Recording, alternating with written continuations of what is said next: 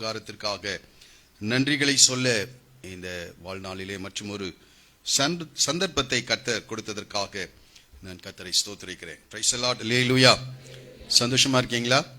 Price. நேரடியாக நாம் கர்த்தருடைய வார்த்தைக்கு நேராக நாம் கடந்து செல்லலாம்.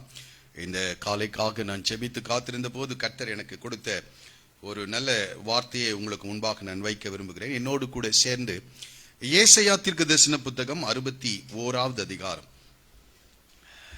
3வது வசனத்தை எல்லாரும் சேர்ந்து நாம் வாசிக்கலாம். ஏசாயா தீர்க்கதரிசன புத்தகம் 61:3 எடுத்துட்டீங்களா? Praise the Lord. சேர்ந்து வாசிக்கலாம்.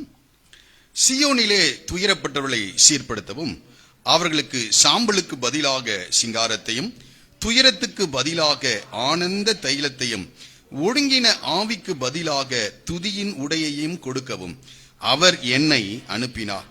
அவர்கள் கர்த்தர் தம்முடைய மகிமைக்கென்று நாட்டின நீதியின் விருட்சங்கள் எனப்படுவார்கள் என்பதே.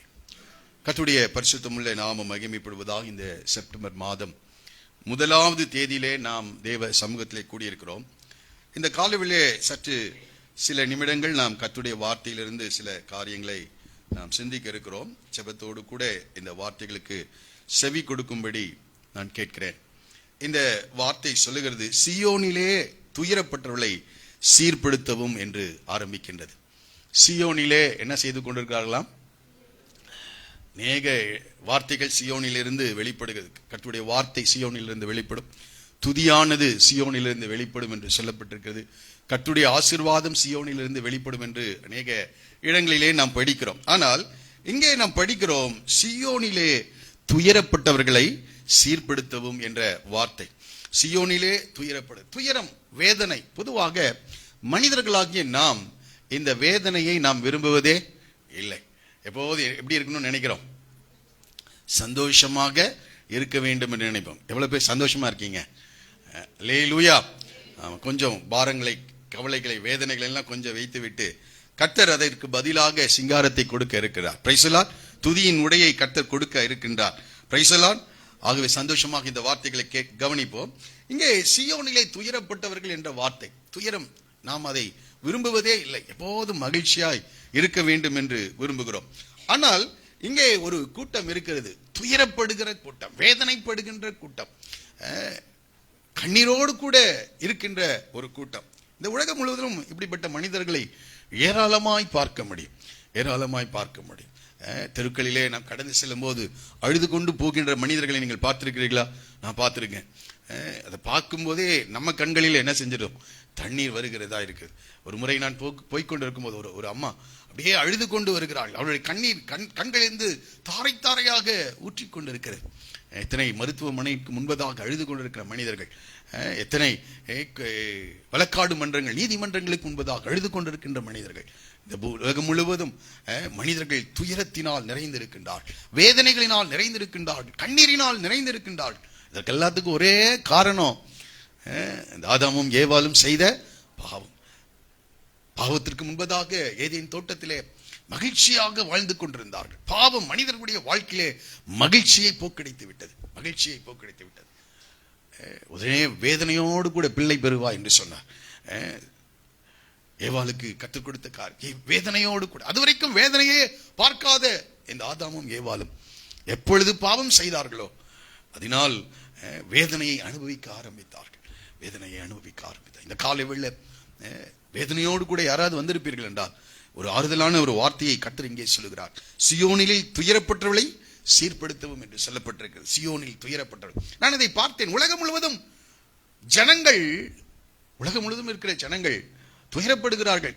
அது ஒரு காரியம். நான் அடிக்கடி சொல்கிறது போல, ஒருவேளை அவர்களுடைய பாவத்தினாலோ அல்லது மற்றவர்கள் செய்த தவறுகளினாலோ அந்த துயரத்தை, வேதனைகளை அவர்கள் ஒருவேளை அனுபவித்துக் கொண்டிருக்கலாம். ஆனால் இங்கே படிக்கிறோம், சியோனில் துயரப்படுகிறவர்கள் என்று சொல்லப்பட்டிருக்கிறது. சியோன் என்பது தேவனுடைய நகரமாகிய எருசலேமை குறிக்கிறது. அந்த இன்னும் குறிப்பிட்டு சொல்ல வேண்டும் என்றால் அந்த எருசலேமில் இருக்கின்ற சியோன் மலையை குறிப்பிடுகிறது. அந்த சியோனில் தான் தேவன் வாசம் செய்கிற தேவனாய் இருக்கிறார். அநேக வசனங்களை அதற்காக சொல்ல முடியும். சியோனிலிருந்து இஸ்ரவேலுக்கு கர்த்தர் ரட்சிப்பை அருளுகிற தேவனாக இருக்கிறார் என்று சொல்லப்பட்டிருக்கிறது. சியோனிலிருந்து அவர் தம்முடைய ஜனங்களை ஆதரிக்கிற தேவனாக அவர் காணப்படுகிறார் என்று வேதம் சொல்லுகிறது. சியோனிலிருந்து கர்த்தர் தம்முடைய வேதத்தை வெளிப்படுத்துகிறார் என்று சொல்லப்பட்டிருக்கிறது. சியோனிலிருந்து கர்த்தர் தம்முடைய ஜனங்களை ஆசீர்வதிக்கிறார் என்று சொல்லப்பட்டிருக்கிறது. அப்போ சியோனில் என்ற இடத்துல தான், அந்த எருசலேம்ல தான் கர்த்தர் இருக்கிறார். இந்த சியோனில் தான் தேவனுடைய ஆலயம் இருக்கிறது. அங்கேதான் தேவனுடைய மகிமை இருக்கிறது. இப்பேற்பட்ட இடத்தில் இருக்கின்ற இந்த இடத்தில் இருக்கின்ற ஜனங்கள் என்ன செய்கிறாங்களாம்? துயரப்படுகிறார். இதை படித்த போது எனக்கு ஆச்சரியமா இருந்தது. தேவன் இருக்கிற இடத்திலே ஜனங்கள் துயரப்படுவார்களா? திரளான ஜனங்களை பார்த்தபோது மனதுருகி உடனடியாக அவர்களுக்காக கிரியை செய்த தேவன் இங்கே நாம் படிக்கிறோம், சியோனில் துயரப்படுகளை சீர்படுத்தவும் அவர்களுக்கு சாம்பலுக்கு பதிலாக சிங்காரத்தை.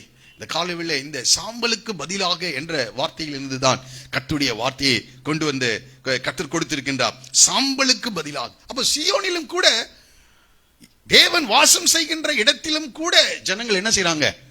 துயரமா இருக்கிறார்கள். ஒருவேளை தேவன் வாசம் செய்கிற இடம் ரட்சிக்கப்பட்ட ஜனங்களா இருக்கலாம், தேவனை அறிந்திருக்கிற ஜனங்களா இருக்கலாம், தேவனுடைய வார்த்தைகளை அறிந்திருக்கிற ஜனங்களா இருக்கலாம். ஆனால் உங்களுடைய வாழ்க்கையில கூட ஒருவேளை துயரங்கள் இருக்கலாம். ஆனால் ஒரு ஒரு ஒரு நம்பிக்கையான ஒரு வார்த்தையை கர்த்தர் கொடுக்கின்றார். சாம்பலுக்கு பதிலாக சிங்கார். 3 முறை அந்த வசனத்தை மறுபடியும் வாசித்து பார்த்தபோது பதிலாக பதிலாக பதிலாக.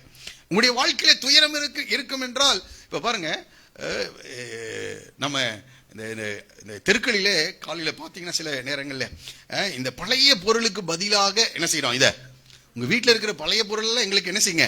கொடுத்துருங்க. அதற்கு பதிலாக இன்னொரு இடத்துல பார்த்தேன், பழைய புடவைகள் எல்லாம் என்ன செய்யுங்க? எங்களுக்கு கொடுத்துருங்க, அதற்கு பதிலாக என்று எதையாவது கொடுக்குறாங்க. ஆனா பழைய புடவைக்கு பதிலாக என்ன கொடுக்க முடியும்? அந்த புடவை ரேட்டை கொடுத்துருவாங்களா? அல்லது அந்த பொருளுடைய ரேட்டை யாரும் கொடுக்க முடியாது. ஆனால் இங்கே கர்த்தருடைய வார்த்தை சொல்லுகிறது, சாம்பலுக்கு பதிலாக. சாம்பல். நான் அதை யோசித்து பார்த்தேன். சாம்பலுக்கு என்ன வேல்யூ இருக்கும்னு யோசிச்சு பாருங்க. ஒரு மரத்தை எரித்தா அந்த எரித்த பிறகு கடைசியாய் கிடைக்கிறது தான் என்னது? கடைசியா. அதற்கப்புறம் அந்த சாம்பலை தூக்கி என்ன செய்வோம்? ஓரமா எங்கேயாவது கொட்டிடுவோம். அந்த சாம்பலுக்கு பழைய புடவைக்கு கூட ஏதாவது கொடுக்கலாம், பழைய பாத்திரங்களுக்கு ஏதாவது கொடுக்கலாம். ஆனா சாம்பலுக்கு என்ன செய்யாது? ஒண்ணுமே கிடைக்காது. ஆனால் ஆண்டவர் சொல்லுகிறார், சாம்பலுக்கு பதிலாக சிங்காரத்தை. அடுத்தது துயரத்துக்கு பதிலாக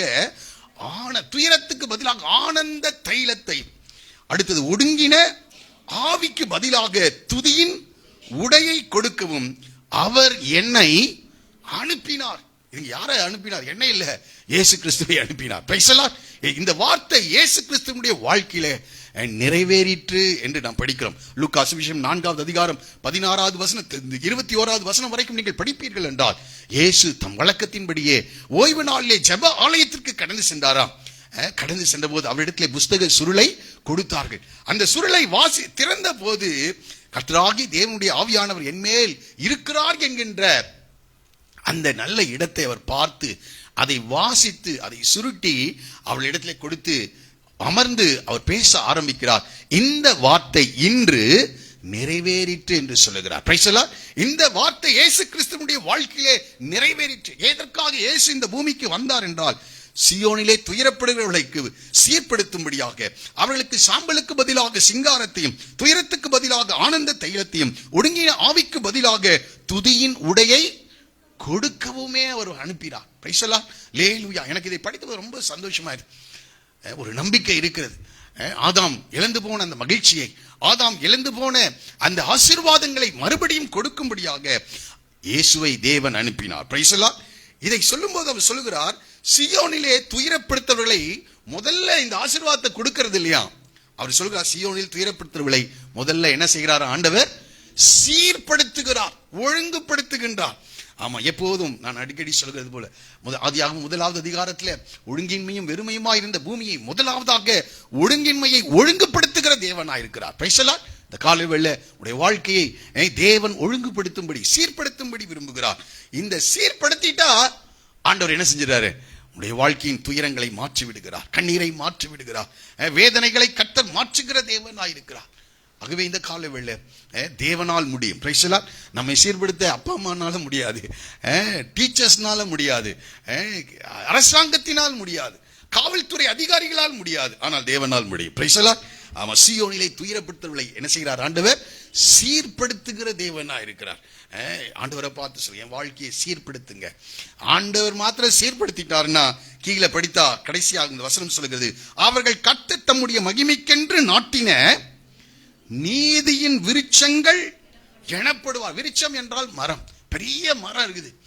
அந்த மரத்தின் நிழலிலே பார்த்தீங்கன்னா அநேக ஜனங்கள் இளைப்பாறுகிறவர்களா இருக்கிறார். அந்த மரத்திலே அநேக பறவைகள் அடைக்கலத்திற்காக வருகிறதா இருக்கிறது. ஆகவே ஒரு மனிதனுடைய வாழ்க்கையை கர்த்தர் சீர்படுத்துவார் என்றால் அவர்கள் கர்த்தர் தம்முடைய மகிமைக்கென்று நாட்டின நீதியின் விருட்சங்கள் எனப்படுவார்கள். எத்தனை பேருக்கு ஆசை என்னுடைய அடைக்கலத்திற்குள்ளாக திரளான ஜனங்கள் வர வேண்டும்? Price the Lord. அது தேவன் ஆபிரகாமுக்கு கொடுத்த ஆசீர்வாதம். உனக்குள் சகல ஜனங்களும் ஆசீர்வதிக்கப்படுவார்.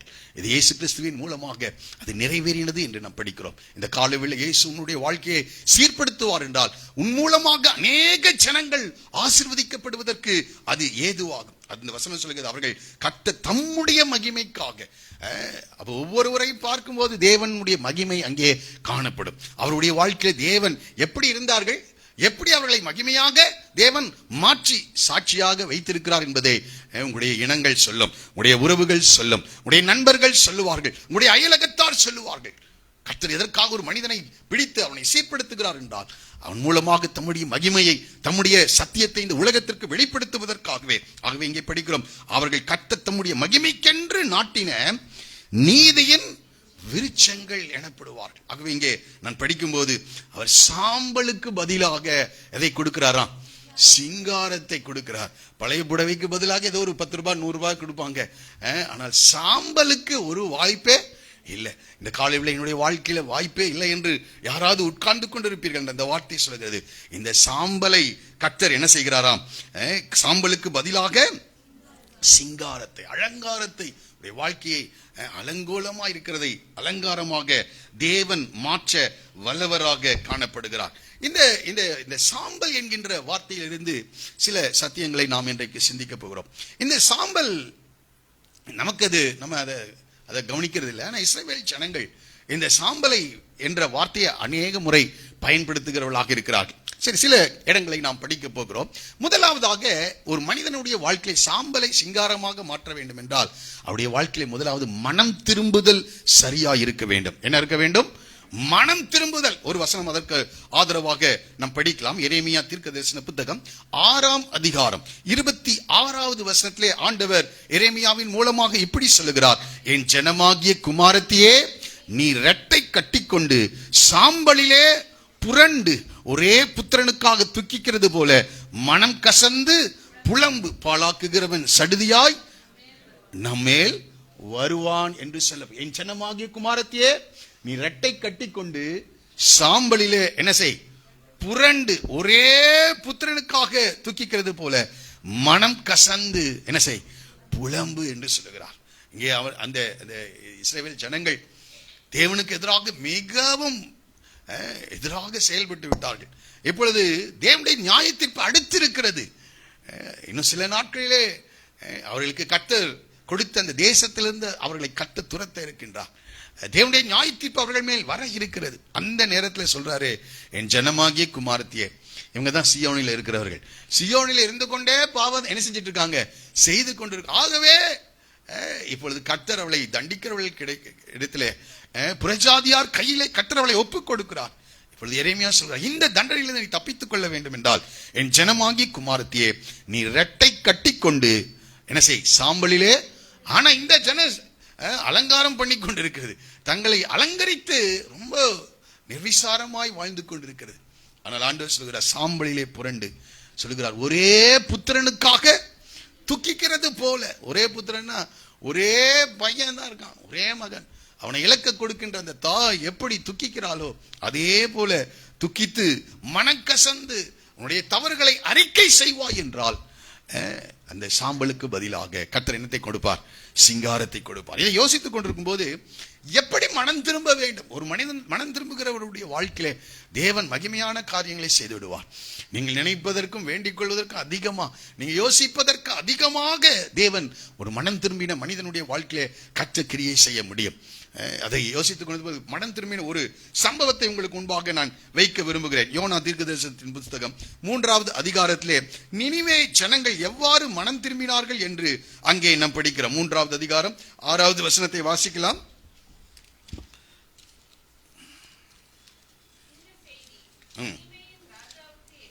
நினிவேயின் ராஜாவுக்கு எட்டிட போது அவன் தன் சிங்காசனத்தை விட்டு எழுந்து ராஜ வஸ்திரத்தை கலற்றி போட்டு ரெட்டை உடுத்தி கொண்டு சாம்பலிலே என்ன செய்தானா? உட்கார்ந்தான். இது ஒரு சாதாரண சம்பவம் அல்ல, நமக்கு எல்லாருக்கும் தெரிந்த சம்பவம். ஒரு மனம் திரும்புதல் ஒரு பெரிய ஆசீர்வாதத்திற்கு நேராக நம்மை வழிநடத்துகிறதா இருக்கிறது. மனம் திரும்புதல். இந்த இடத்துல நினிவே ஜனங்களை குறித்து படிக்கிறோம். நினிவே என்பது ஒரு பெரிய பட்டணம், ஒரு பெரிய மகா விஸ்தாரமான பட்டணமாக இருந்தது. 2வது வசனம் சொல்கிறது, மகா நகரமாகிய நினிவேக்கு போ என்று. மகா நகரம். நம்ம நகரம் எல்லாம் கோயம்புத்தூர் எல்லாம் இப்ப உருவானது. கொஞ்சம் வயசானவங்க கிட்ட கேட்டீங்கன்னா அந்த காலத்துல எங்கேங்க இந்த காந்திபுரம் மட்டும்தான் இருந்தது, வேற எந்த இடம் இல்லை, எல்லாம் அங்க பனைமரம் இருக்குமா. நம்மளதெல்லாம் இப்பொழுது ஒரு 50 வருடங்களிலே உருவான ஒரு நகரம். ஆனால் இந்த நினிவே அப்படி அல்ல. ஆதியாகமத்தின் புத்தகம் 10வது அதிகாரத்திலேயே இந்த நினிவே பெரிய நகரமாக இருந்தது என்று சொல்லப்பட்டிருக்கிறது. வாசிச்சு பாருங்க. ஆதியாகமம் 10ஆம் அதிகாரம் 11, 12 வசனங்களை வாசிக்கலாம்.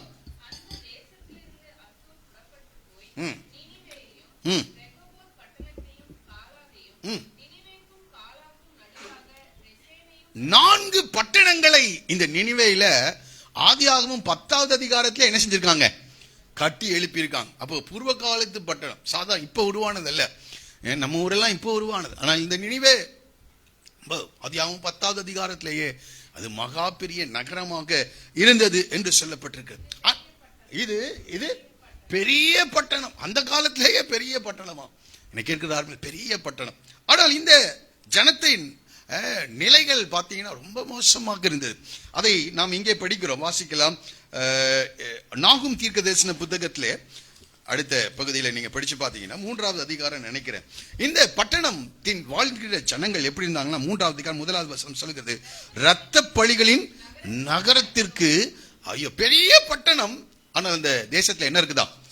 இரத்த பழிகள். அப்படின்னா என்ன செய்ய? குற்றமற்ற ரத்தத்தை சிந்துகிறவர்களாக இருக்கிறார். குற்றமற்ற காரியங்களை சிந்துகிறவர்களாக. அது வஞ்சகத்தினாலும் கொடுமையினாலும் நிறைந்திருக்கிறது.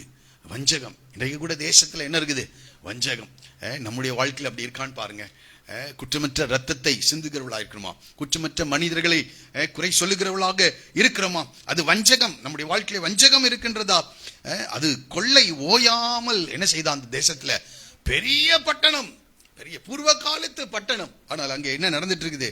கொள்ளை ஓயாமல் நடக்கின்றது. இப்போ கீழே நீங்க படிச்சு பார்த்தீங்கன்னா 4வது வசனம், தன் வேசித்தனங்களினால் ஜாதிகளையும் தன் சூனியங்களினால் வம்சங்களையும் விற்கிற மகா சூனியக்காரியும் ரூபவதியுமாயிருக்கிற வேசினுடைய திரளான வேசித்தனங்களை நிமித்தம் இதோ நான் உனக்கு விரோதமாக வந்து. ஒரு மனிதனுக்கு விரோதமாக தேவன் வருவார் என்றால், அது பட்டணமாக இருந்தாலும் ஒரு தனிப்பட்ட மனிதனாக இருந்தாலும் வருவார் என்றால் அவ்வளவுதான். இந்த சியோனில இருக்கிற இந்த ஜனங்கள் சாம்பலில உட்கார்ந்து கொண்டிருக்கிறதுக்கு காரணம் என்னன்னா, அவள் தேவன் கொடுத்த ஆசீர்வாதத்தை விரோதமாக செயல்பட்டதினாலே எல்லாவற்றையும் இழந்து இப்பொழுது என்ன செய்யறாங்க?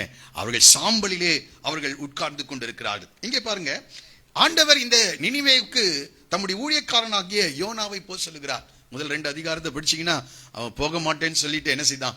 தர்ஷீஷ் என்ற ஊருக்கு போகிறான். ஆனாலும் கர்த்தர் அவனை இந்த நினிவேவுக்கு கொண்டு வருகிறார்.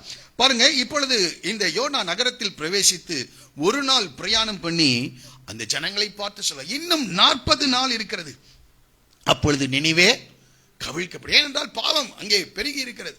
இன்னும் 40 நாள் இருக்கிறது, நினிவே கவிழ்க்கப்படும் என்று சொல்லுகிறான். இந்த வார்த்தையை அந்த ஜனங்கள் கேட்டபோது, அப்பொழுது நினிவே உள்ள ஜனங்கள் தேவனை விசுவாசித்து, அதுக்கு வரைக்கும் அவங்க அந்த ஜனங்கள் தேவனை விசுவாசிக்கல, அந்நிய தெய்வங்களை அவர்கள் ஆடி கொண்டு இருக்கிறார்கள். ஆனால் இந்த ஜனங்கள் தேவனை விசுவாசித்து அடுத்தது என்ன செய்றாங்க?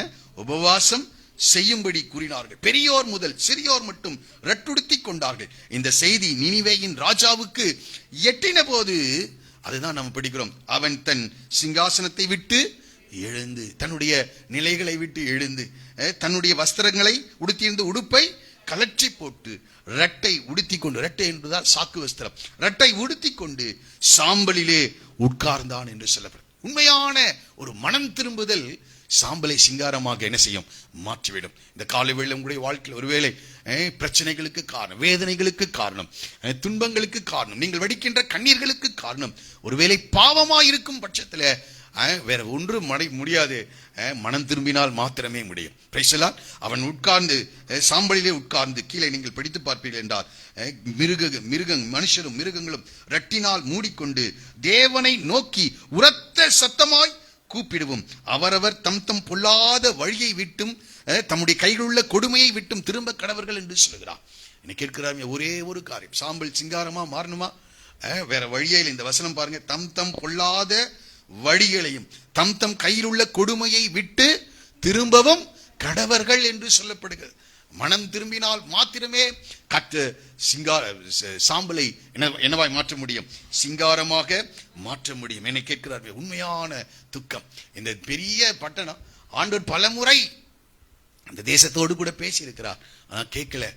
இந்த இரத்த பழிகளால் நிறைந்திருந்த தேசம், கொடுமையினால் நிறைந்திருந்த, சூனியங்களினால் நிறைந்தது, விக்கிரக ஆராதனையினால் தேவன் அருவருக்கின்ற எல்லா பாவங்களும் அங்கே இருந்தது. கடைசியாய் ஆண்டவர் வார்னிங் கொடுக்கிறார், இன்னும் 40 நாள் இருக்கிறது, நினிவே என்ன செய்யப்படும்? கவிழ்க்கப்படும். நினிவே கட்டப்பட்டுச்சு ஆதியாகமம் 10. இப்ப நினிவே என்ன செய்யப்படும்? கவிழ்க்கப்படும். இன்னைக்கு அவர் தான் கட்டுகிறவர், அவர் தான் இடிக்கிறவர். Price the Lord. ஆகவே இந்த ஜனங்கள் இதை கேட்ட போது, ராஜா முதல் அந்த இருக்கிற பெரியோர் சிறியோர் மிருக ஜீவன்கள் எல்லாம் தங்களை தாழ்த்தி தேவ சமூகத்தில் உபவாசத்தோடு கண்ணீரோடு கூட கர்த்தரை நோக்கி என்ன செய்தார்களாம்? கூப்பிடவும் என்று படிக்கிறோம். கர்த்தரை நோக்கி கூப்பிடுகிறார். வேற ஒரு வழியே இல்லை. இருக்கிற இடத்துல இருந்து ஆண்டவரை நோக்கி கூப்பிடுங்கள், அவரவர் தம் தம் பொல்லாத வழியை விட்டு திரும்பணும். இல்லைன்னா முடியாது. ஆண்டவர் அந்த அந்த காரியத்திலே தேவன் கிரியை செய்ய வேண்டும் என்றால் திரும்ப வேண்டும். தன் கையில் உள்ள கொடுமையை விட்டு திரும்பவும் கடவர்கள் என்று சொல்லுகிறார். ராஜா சொல்லுகிறார், எல்லாரும் உங்களுடைய அக்கிரமத்தை விட்டு திரும்புங்கள் என்று. எல்லா ஜனங்களும் அங்கே மனம் திரும்புகிறார்கள். 10வது வசனம் சொல்லுகிறது, அவர்கள் தங்கள் பொல்லாத வழியை விட்டு திரும்பினார்கள் என்று தேவன் அவருடைய கிரியைகளை பார்த்து தாம் அவர்களுக்கு செய்வேன் என்று சொல்லியிருந்த தீங்கை குறித்து மனஸ்தாபப்பட்டு அதை செய்யாதிருந்தார். அதை செய்யாது. ஒரு இல்லையே சொல்லுவோமா? இப்ப பாருங்க, எனக்கு ஒரு பெரிய காரியம், எல்லாருக்கும் தெரிஞ்ச சம்பவம் தான். இந்த யோனா 40 நாள் பிரசங்கம் பண்றான். என்னன்னா, நினிவே 40 நாள் என்ன செய்ய போகுது? அவன் மனம் திரும்பணும்னு பிரசங்கம் பண்ணல, ஆனா இன்றைக்கு மனம் திரும்பணும்னு தான் பிரசங்கம் பண்றேன். Praise the Lord. அல்லேலூயா. ஆமா, மனம் திரும்ப வேண்டும் என்று பிரசங்கம் இல்ல, நினிவே அழிய வேண்டும் என்று சொல்லி இந்த யோனா பிரசங்கம் பண்ணி அங்கே போய் காத்து கொண்டிருக்கிறான். ஒரு மலையிலே போய் தனக்காக ஒரு இருப்பிடத்தை உருவாக்கி இந்த நினிவே இப்போ கவுண்ட் பண்றார். 38, 37, 36 கவுண்ட் டவுன் ஆரம்பிச்சிருச்சு. இந்த யோனா இந்த நினிவே அழிய வேண்டும் என்று என்னை கேட்கிறாரும். யானுள்ளே நீங்கள் துக்கப்பட்டு கொண்டு வேதனைப்பட்டு கொண்டு இருக்கிற போது ஒரு கூட்ட ஜனம் கவுண்ட் டவுன் பண்ணிட்டு இருக்குது. இனி இவ்வளவு நாள் தான் இருக்கு, இனி இவ்வளவு மணி நேரம் தான் இருக்குது என்று அது பார்த்து கொண்டிருக்குது. ஆனால் கர்த்தர் அந்த தேசத்துக்காக செய்ய இருந்த தீங்கை குறித்து மனஸ்தாபப்பட்டு அதை செய்ய. ஒரு அல்லேலூயா சொல்லுவோமா? ஆமா. உலகத்தில் இருக்கிற மனிதர்கள் நம்முடைய அழிவை விரும்புவார்கள், அழிவை எதிர்பார்த்து காத்து கொண்டிருப்பார்கள். இன்னும் எவ்வளவு நாள் இருக்க போறான், இனி என்ன செய்ய போகிறார் என்று அழிவை எதிர்நோக்கி காத்திருக்கிறார்கள். ஆனால் தேவன் நம்முடைய மனம் திரும்புதலை எதிர்நோக்கி காத்திருக்கிறார். உடைய சாம்பலை சிங்காரமாக மாற்ற தேவனால் முடியும். இந்த காலையில் மனம் திரும்புங்கள், உங்கள் கைகளின் கிரியைகளை விட்டு திரும்புங்கள், கர்த்தருக்கு நேராக ஆண்டவரை நோக்கி கூப்பிடுங்கள். மனிதர்களை நோக்கி அல்ல, மனிதர்களை நோக்கி அல்ல, தேவனுடைய வார்த்தைக்கு நேராக நாம் திரும்புவோம் என்றால் நிச்சயமாக அவர் மறுபடியும் நம்மை கட்டுவிக்கின்ற தேவனாக காணப்படுகிறார். தேவனாக ஆண்டவர் ஊழியம் செய்து கொண்டிருந்த போது கொரோசின் என்ற பட்டணத்தை பார்த்தும், பெத்சாய்தா என்ற பட்டணத்தை பார்த்தும் ஆண்டவர் சொல்லுகிறார், கொரோசினே உனக்கு ஐயோ, பெத்சாய்தாவே உனக்கு ஐயோ என்று சொல்லுகிறார். உனக்கு உன்னில் நடைபெற்ற கிரியைகளை வாசிக்கலாம். அந்த இடத்தை லூக்கா மத்தேயு சுவிசேஷம் 11ஆம் அதிகாரம் 21வது வசனம் வாசிக்கலாம். மத்தேயு 11. கொரோசினே உனக்கு ஐயோ, பெத்சாய்தாவே உனக்கு ஐயோ, உங்களில் செய்யப்பட்ட பலத்த செய்கைகள் தீரவிலும் சீதோனிலும் செய்யப்பட்டிருந்ததனால் அப்பொழுதே ரெட்டுடுத்தி சாம்பலில் உட்கார்ந்து என்ன செய்திருப்பார்கள், மணந்து. ஆனால் ஆண்டவர் இந்த கொரோசின் பட்டணம், பெத்சாய்தா பட்டணம் தேவனுடைய பலத்த கிரியைகளை கண்ட பட்டணம். ஆனால் என்ன செய்யவே இல்லையா, மனம் திரும்பவே இல்லை. இந்த காலவெளியில் அடிக்கடியாக தேவன் நம்மோடு கூட பேசுகிறவராக இருக்கிறார் மனம் திரும்புவதற்காக. ஆனால் அந்த சொல்லுகிற அவர்கள் ரெட்டுடுத்தி என்ன செய்வார்களாம், சாம்பலில் உட்கார்ந்து மனம் திரும்பி இருப்பார்கள் என்று சொல்ற மனம் திரும்புதல். அப்போ இந்த சாம்பல், இன்னைக்கு யாரும் சாம்பல்ல போய் உட்கார வேண்டிய அவசியம் இல்லை. உண்மையாக இருதயத்தை கிழித்து, வஸ்திரத்தை கூட கிழிக்க வேண்டியது அவசியம் இல்லை. எதை கிழிக்கணும், இருதயத்தை கிழித்து தேவ சமூகத்தில் நம்மை தாழ்த்தி நம் மனம் திரும்புவோம் என்றால் முதலாவது கற்ற செய்கிற காரியம், சாம்பலுக்கு பதிலாக அவர்களை என்ன செய்கிறார், சிங்காரமாக மாற்றுகிறார். அது எந்த பெரிய சூழ்நிலையா இருந்தாலும் சரி, எந்த சூழ்நிலையா இருந்தாலும் தேவன் மாற்ற முடியும். அதனால்தான் 2 கொரிந்தியர் 7:10 சொல்லுகிறது, தேவனுக்கு ஏற்ற துக்கம் பின்பு மனஸ்தாபப்படுவதற்கு இடமில்லாமல் ரட்சிப்புக்கு ஏதுவான மனம் திரும்புதலை உண்டாக்குகிறது என்று சொல்லப்படும். அப்ப தேவனுக்கு ஏற்ற துக்கம் ஒரு மனிதன் கொள்ளுவான் என்றால் அது மனம் திரும்புதலை அவனுடைய வாழ்க்கையிலே உண்டாக்குகிறது என்று படிக்கிறோம். இதைதான் ஆண்டவர் மலைப்பிரசங்கத்திலே சொல்லும் போது மத்தேயு 5:4 சொல்லுகிறார், துயரப்படுகிறவர்கள் பாக்கியவான்கள், அவர்கள் ஆறுதல் அடைவார்கள் என்று சொல்றார். துயரப்படுகிறவர்கள் எதற்காக என்றால் தங்களுடைய தவறுகளுக்கான வேதனை, தாங்கள் செய்த தவறுகளுக்கான மனஸ்தாபம் யாரெல்லாம் படுகிறார்களோ அவர்களை கர்த்தர் ஆறுதல் படுத்துகிற தேவனாய் அவர் காணப்படுகிறார். ஆகிய முதல் சாம்பல் என்ன, எதை குறிக்கிறது என்றால் நம்முடைய தவறுகளுக்காக யாரெல்லாம் மனம் வருந்துகிறார்களோ அவருடைய சாம்பலை கர்த்தர் என்னவாய் மாற்றுகிறார், சிங்காரமாக கர்த்தர் மாற்றுகிறார். இரண்டாவது ஒரு சம்பவத்தை உங்களுக்கு முன்பாக நான் கொண்டு வந்து வைக்க விரும்புகிறேன். ஆதியாகமத்தின் புஸ்தகம் 18வது அதிகாரம், ஆதியாகமத்தின் புஸ்தகம் 18வது அதிகாரம் 27வது வசனத்திலே ஆபிரகாம் சொல்லுகிற ஒரு வார்த்தையை நாம் படிக்கிறோம். 18:27 வாசிக்கலாம்.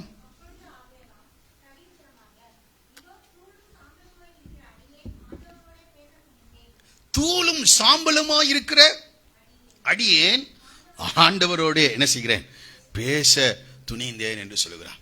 இந்த 18வது அதிகாரம் ரொம்ப அற்புதமான அதிகாரம். நான் எப்பொழுதெல்லாம் இந்த 18வது அதிகாரத்தை படிக்கிறேனோ அப்பொழுதெல்லாம் உணர்த்தி வைக்கப்படுகிறேன். இன்னும் கர்த்தருக்கு நேராக, இன்னும் உற்சாகமாக, இன்னும் முழு இருதயத்தோடு தேவனுக்கு சேவை செய்ய வேண்டும் என்ற ஒரு அர்ப்பணிப்பு எனக்குள் உண்டாகிறது. இந்த காலவெளியில் இந்த 18வது அதிகாரத்தை தயவு செய்து பாருங்கள். பின்பு கர்த்தர் மம்ரேயின் சமபூமியிலே அவனுக்கு தரிசனமானார். மம்ரேயின் சமபூமியிலே ஆபிரகாம் வாழ்ந்து கொண்டிருந்த அந்த நாட்களிலே பகலின் உஷ்ண வேளையிலே கூடார வாசலிலே என்ன செஞ்சிட்டு இருந்தாரா, உட்கார்ந்து கொண்டிருந்தார். நம்ம வீட்டுக்கு திண்ணையில உட்கார்ற மாதிரி நினைச்சிடாதீங்க. ஆபிரகாம் ஒரு பெரிய ஐஸ்வர்யவானாக இருந்தார். திரளான சம்பத்து, திரளான ஆடு மாடுகள், பூமி தாங்கக்கூடாத ஒரு பெரிய ஐஸ்வர்யவானாக அவன் காணப்பட்டான். பகலின் உஷ்ண வேளையிலே தன்னுடைய கூடார வாசலிலே அவன் உட்கார்ந்திருந்தான். பகலின் குளிர்ச்சியான வேளையில் அல்ல, பகலின் குளிர்ச்சியான வேளையில ஆதாமும் ஏவாளையும் சந்திக்க ஆண்டவர் ஏதேன் தோட்டத்துக்கு வருவார். ஆனால் இங்க எப்ப வந்திருக்கிறாரு, உஷ்ண மத்தியானம் 12 மணி. அதுவும் அந்த மத்திய தரைக்கடல் நாடுகள் அதிக உஷ்ணம் இருக்கின்ற ஒரு பகுதி. திரளான வேலைக்காரர்கள் ஆபிரகாமுக்கு இருக்காங்க. 14வது அதிகாரத்திலேயே 318 பேர் அவன் கைக்கு கீழான ஆயுதம் தரித்து போராடுகிற யுத்தத்திற்கு வல்லமை பொருந்திய 318 பேர் இருந்தாங்களாம். இப்ப எவ்வளவு பேர் இருந்திருப்பாங்கன்னு எனக்கு தெரியல. குறைந்தது ஆயிரக்கணக்கான அடிமைகள் யார்கிட்ட இருக்காங்க, ஆபிரகாம் பெரிய சீமானா இருந்தார், பெரிய ஐஸ்வர்யவான். பகலின் உஷ்ண வேளையிலே கூடார வாசலிலே அவன் என்ன செய்தான், உட்கார்ந்து கொண்டிருந்தான். தன் கண்களை ஏறெடுத்து பார்த்த போது இதோ 3 புருஷர் அவனுக்கு எதிரே, அவனுடைய ஆவிக்குரிய கண்கள் திறக்கப்படுகிறது. 3 புருஷர் அவனுக்கு முன்பாக நிற்கின்றார்கள். அவர்களை கண்டவுடனே அவன் கூடார வாசலிருந்து அவர்களுக்கு எதிர்கொண்டு ஓடி. வயசு என்ன தெரியுமா, ஆபிரகாமுக்கு 99 வயது. நம்மளா இருந்தா என்ன செய்வோம், எந்திரிக்க கூட மாட்டோம். வேலைக்காரனை கொடுத்து என்னன்னு கேளுன்னு கேட்டிருப்போம். ஆனால் அவனுடைய ஆவிக்குரிய கண்கள் திறந்தது. அங்கே தேவன் நின்று கொண்டிருக்கிறதை அவன் பார்த்தான். தேவனும் 2 தூதர்களும் அவனுடைய இல்லத்திற்கு, வீட்டிற்கு கடந்து வந்திருக்கிறதை அவன் பார்த்து சொல்கிறான், ஆண்டவரே, உம்முடைய கண்களில் எனக்கு கிருபை கிடைத்ததானால் நீர் உமது அடியேனை விட்டு. சாதாரணமா இப்படிப்பட்ட ஐஸ்வர்யவான்களுடைய வீட்டுக்கு என்ன செய்ய முடியாது, போக முடியாது. முன்னாடியே யாரு நின்றுட்டு இருப்பா, வேலைக்காரர்கள் நின்றுப்பாங்க, வாட்ச்மேன் நின்றுட்டு இருப்பாங்க. ஐயாவை பார்க்கணும்னா அப்பாயின்மெண்ட் இருக்கான்னு கேட்பாங்க, அவர் வர சொன்னாரான்னு கேட்பாங்க. எதற்காக வந்திருக்கீங்க? ஒன்றும் இல்லை, அவரை பார்க்கவே முடியாது. இன்னைக்கு கொஞ்சம் வளர்ந்துட்டா ஆண்டவராக இருந்தாலும் கொஞ்சம் எங்கே தான் இருக்கணும், வெளியே தான் நிற்கணும். ஆனால் ஒரு நல்ல ஒரு மனிதன் அவனை பார்த்து சொல்ல, என் சிநேகிதனாகிய ஆபிரகாமே என்று சொல்லுகிறார். ஒரு அலே சொல்லுவோமா? 3 முறை வேதத்திலே அந்த வார்த்தை, என் சிநேகிதனாகிய ஆபிரகாம் என்று கர்த்தர் அழைக்கின்றார். ஆபிரகாம் தேவனுடைய சிநேகிதனாயிருந்தான். அடிக்கடி தேவனை தரிசிக்கின்ற ஒரு மனிதனாய் அவன் காணப்பட்டிருந்தான். தேவன் மேல் அவனுக்கு அலாதி பிரியம், தேவனை அதிகமாய் நேசிக்கிற அன்பு கூறுகின்ற ஒரு மனிதனாய் இருந்தான். சில நாட்களுக்கு முன்பதாக சொன்னேன், ஆபிரகாம் தேவனுடைய ஊழியக்காரனாய் இருந்தான், பெரிய எஜமான் இந்த பூமியிலே. ஆனால் தேவனுக்கு முன்பாக வரும்போது தன்னை தேவனுடைய வேலைக்காரனாக, தேவனுடைய அடிமையாக அவன் தன்னை உணர்கிற ஒரு மனிதனாய் இருக்கிறான். ஆகவே அவன் சொல்லுகிறான், ஆண்டவரே, உம்முடைய கண்களில் எனக்கு கிருபை கிடைத்ததானால் நீர் உமது அடியனை விட்டு கடந்து. நாமெல்லாம் அவங்க வீட்டுக்கு போனா நமக்கு கிருபை கிடைச்சா அவங்க வீட்டுக்கு என்ன செய்யலாம்? ஆபிரகாம் வீட்டுக்கு போகலாம். அவ்வளவு பெரிய சீமான், அவ்வளவு பெரிய வெள்ளியும் பொன்னுமுடைய பெரிய சீமான். ஆனால் அவன் சொல்லுகிறான், ஆண்டவரே, உம்முடைய கண்களில் எனக்கு கிருபை கிடைத்ததானால் என்று சொல்லுகிறான். இந்த காலை வேளை அவருடைய கிருபையினால் தேவ சமூகத்திற்கு வந்திருக்கிறோம். Price the Lord. நீங்கள் உட்கார்ந்து கொண்டிருக்கிற தேவனுடைய ஆலயத்தின் நடுவிலே உம்முடைய கிருபையை நாங்கள் என்ன செய்கிறோம்? சிந்தித்துக் கொண்டிருக்கிறோம். Praise the Lord. ஹல்லேலூயா. நம்முடைய திறமைகளினால் அல்ல, அவரை சந்திப்பது ஒரு பெரிய கிருபைங்க. அவரை சந்திப்பது, அவரை ஆராதிப்பது ஒரு பெரிய கிருபை. இந்த காலவேளை இங்கே சொல்லுகிறான், உம்முடைய கண்களில் கிருபை கிடைத்ததானால் நீர் உமது அடியேனை விட்டு கடந்து போக வேண்டாம் என்று சொல்லுகிறான். கொஞ்சம் தண்ணீர் கொண்டு வரட்டும், உங்கள் கால்களை கழுவி மரத்தடியில் என்ன செய்யுங்க? சாய்ந்து கொண்டு கொஞ்சம் தண்ணீர். பெரிய ஐஸ்வர்யவான் சொல்றான், கொஞ்சம் தண்ணீர். ஆனா எப்படி கொண்டு வந்திருப்பாருன்றத நம்ம கீழே படிச்சா புரிந்து கொள்ள முடியும். நீங்கள் உங்கள் இருதயங்களை திடப்படுத்த கொஞ்சம் என்ன செய்கிறேன்? அப்பம் கொண்டு வருகிறேன். அவன் சொன்னது கொஞ்சம் தாங்க, ஆனா செஞ்சது நாம பெருசா சொல்லுவோம், ஒன்னும் செய்ய மாட்டோம். கொஞ்சம் தண்ணீர் கொண்டு வருகிறேன், கொஞ்சம் அப்பம் கொண்டு வருகிறேன் என்று சொல்ல, அப்புறமும் நீங்கள் உங்கள் வழியே போகலாம் என்று சொல்லுகிறார். இன்னைக்கு கேட்கிறார், ஆண்டவரை உபசரிக்கிறவளா இருக்கிறீர்களா? எங்கெங்க அவர் வீட்டுக்கு வந்தா உபசரிச்சிடலாம் நினைக்கிறீங்களா? இது ஆண்டவருடைய வீடாக இருக்கிறது. தேவ சமூகத்தில் நீங்கள் எப்படி செயல்படுகிறீர்கள் என்பதை தேவன் பார்த்து கொண்டிருக்கிறார். Price the Lord. இங்கே நாம் படிக்கிறோம், இதற்காகவே அடியேன் வீட்டு வரைக்கும் வந்தீர்கள் என்றான். அதற்கு அவர்கள் நீ சொன்னபடி செய் என்றார்கள். பாருங்க, ஆண்டவர் சொல்ற, நீ சொன்னபடி. ஆண்டவர் அவனோடு கூட ஆகாரம் புசிக்க அவர் சொல்லுகிறார், நீ சொன்னபடி செய். இதோ வாசற்படியிலிருந்து என் கதவை தட்டுகிறேன், ஒருவன் என் சத்தத்தை கேட்டு கதவை திறந்தால் அவன் என்னிலும் நான் அவனிலும் என்ன செய்வேன்? போஜனம் பண்ணுவான் என்று சொல்லப்பட்டிருக்கு. இந்த காலவேளை இந்த வார்த்தைகளை கேட்கிற ஒவ்வொருவரை பார்த்து ஆண்டவர் சொல்லுகிறார், ஆபிரகாமை போல நாம் சிநேகிதர்களாக இருக்க வேண்டும். அது மாத்திரமல்ல, ஆபிரகாமை போல தேவனுடைய அடிமைகளாக நம்மை ஆண்டவருக்கு அர்ப்பணிக்க வேண்டும். ஒரு பெரிய ஐஸ்வர்யவான் நீங்கள் ஒருவேளை இந்த உலகத்தில் பெரிய நிலையிலே காணப்படலாம், ஆனால் தேவனுக்கு முன்பாக கடந்து வரும்போது ஆபிரகாமை போல நாம் காணப்பட வேண்டும். இங்கே நீங்க படிக்கும்போது 6வது வசனத்துல, அவன் சாராளிடத்திற்கு போய் நீ சீக்கிரமாய் 3 படி மெல்லிய மாவு எடுத்து பிசைந்து என்று சொல்ல. மெல்லிய மாவு ஒரு நல்ல ஆகாரத்தை உருவாக்கும்படியாக சாராள் கிட்ட சொல்றாங்க. இந்த சாராளுக்கு எத்தனை வயசு இப்போ? ஆபிரகாமை விட 10 வயசு கம்மி. யாருக்கு? சாராளுக்கு 89 வயது. சாராள் அந்த அம்மா கிட்ட கொடுத்து சொல்றாங்க, 3 படி மாவு எடுத்து மெல்லிய அப்பம் பிசைந்த அப்பம் சுடு என்றான். ஆபிரகாம் மாட்டு மந்தைக்கு ஓடி நல்ல, எல்லாரும் சேர்ந்து சொல்லுங்கள், நல்ல, இன்னொரு தடவை சொல்லுங்க, நல்ல இளங்கன்றை. ஆண்டவருக்கு எதையாவது கொடுக்கணும், எதையாவது செய்யணும், ஆண்டவரை ஆராதிக்கணும்னா நன்றாய் ஆராதிச்சிருங்க. ஆண்டவருக்கு கொடுக்கணுமா, நன்றாய் கொடுத்து விடுங்கள். இங்கே அது அவனுடைய இருதயத்தை வெளிப்படுத்துகிறதா. நல்ல இளங்கன்றை பிடித்து என்று சொல்ல, நல்ல இளங்கன்றை பிடித்து ஆபிரகாமே போய் செலக்ட் பண்றார். அல்லேலூயா. ஆமா ஆமா. காயின் கர்த்தருக்கு பலி கொண்டு வந்தானா, நிலத்தின் கனிகளில் சிலவற்றை என்ன செய்தானா கொண்டு வந்தான். ஆனால் ஆபேல் அப்படி அல்ல, அவன் தேவனை விசுவாசித்த ஒரு மனிதன். விசுவாசத்தினாலே ஆபேல் காயினுடைய பலியை காட்டிலும் மேன்மையான பலியை கர்த்தருக்கு என்ன செய்தான்? ஆமா, தன்னுடைய மந்தையிலே குழுமையானவைகளை கர்த்தருக்கு என்ன செய்தானா கொண்டு வந்தான். இந்த காலவில பாருங்கள், மல்கியா தீர்க்கதரிசன புஸ்தகம் 1வது அதிகாரம் 6வது வசனம் இப்படி சொல்லுகிறது. வாசித்து பாருங்கள். மல்கியா 1:6 வாசிக்கலாம்.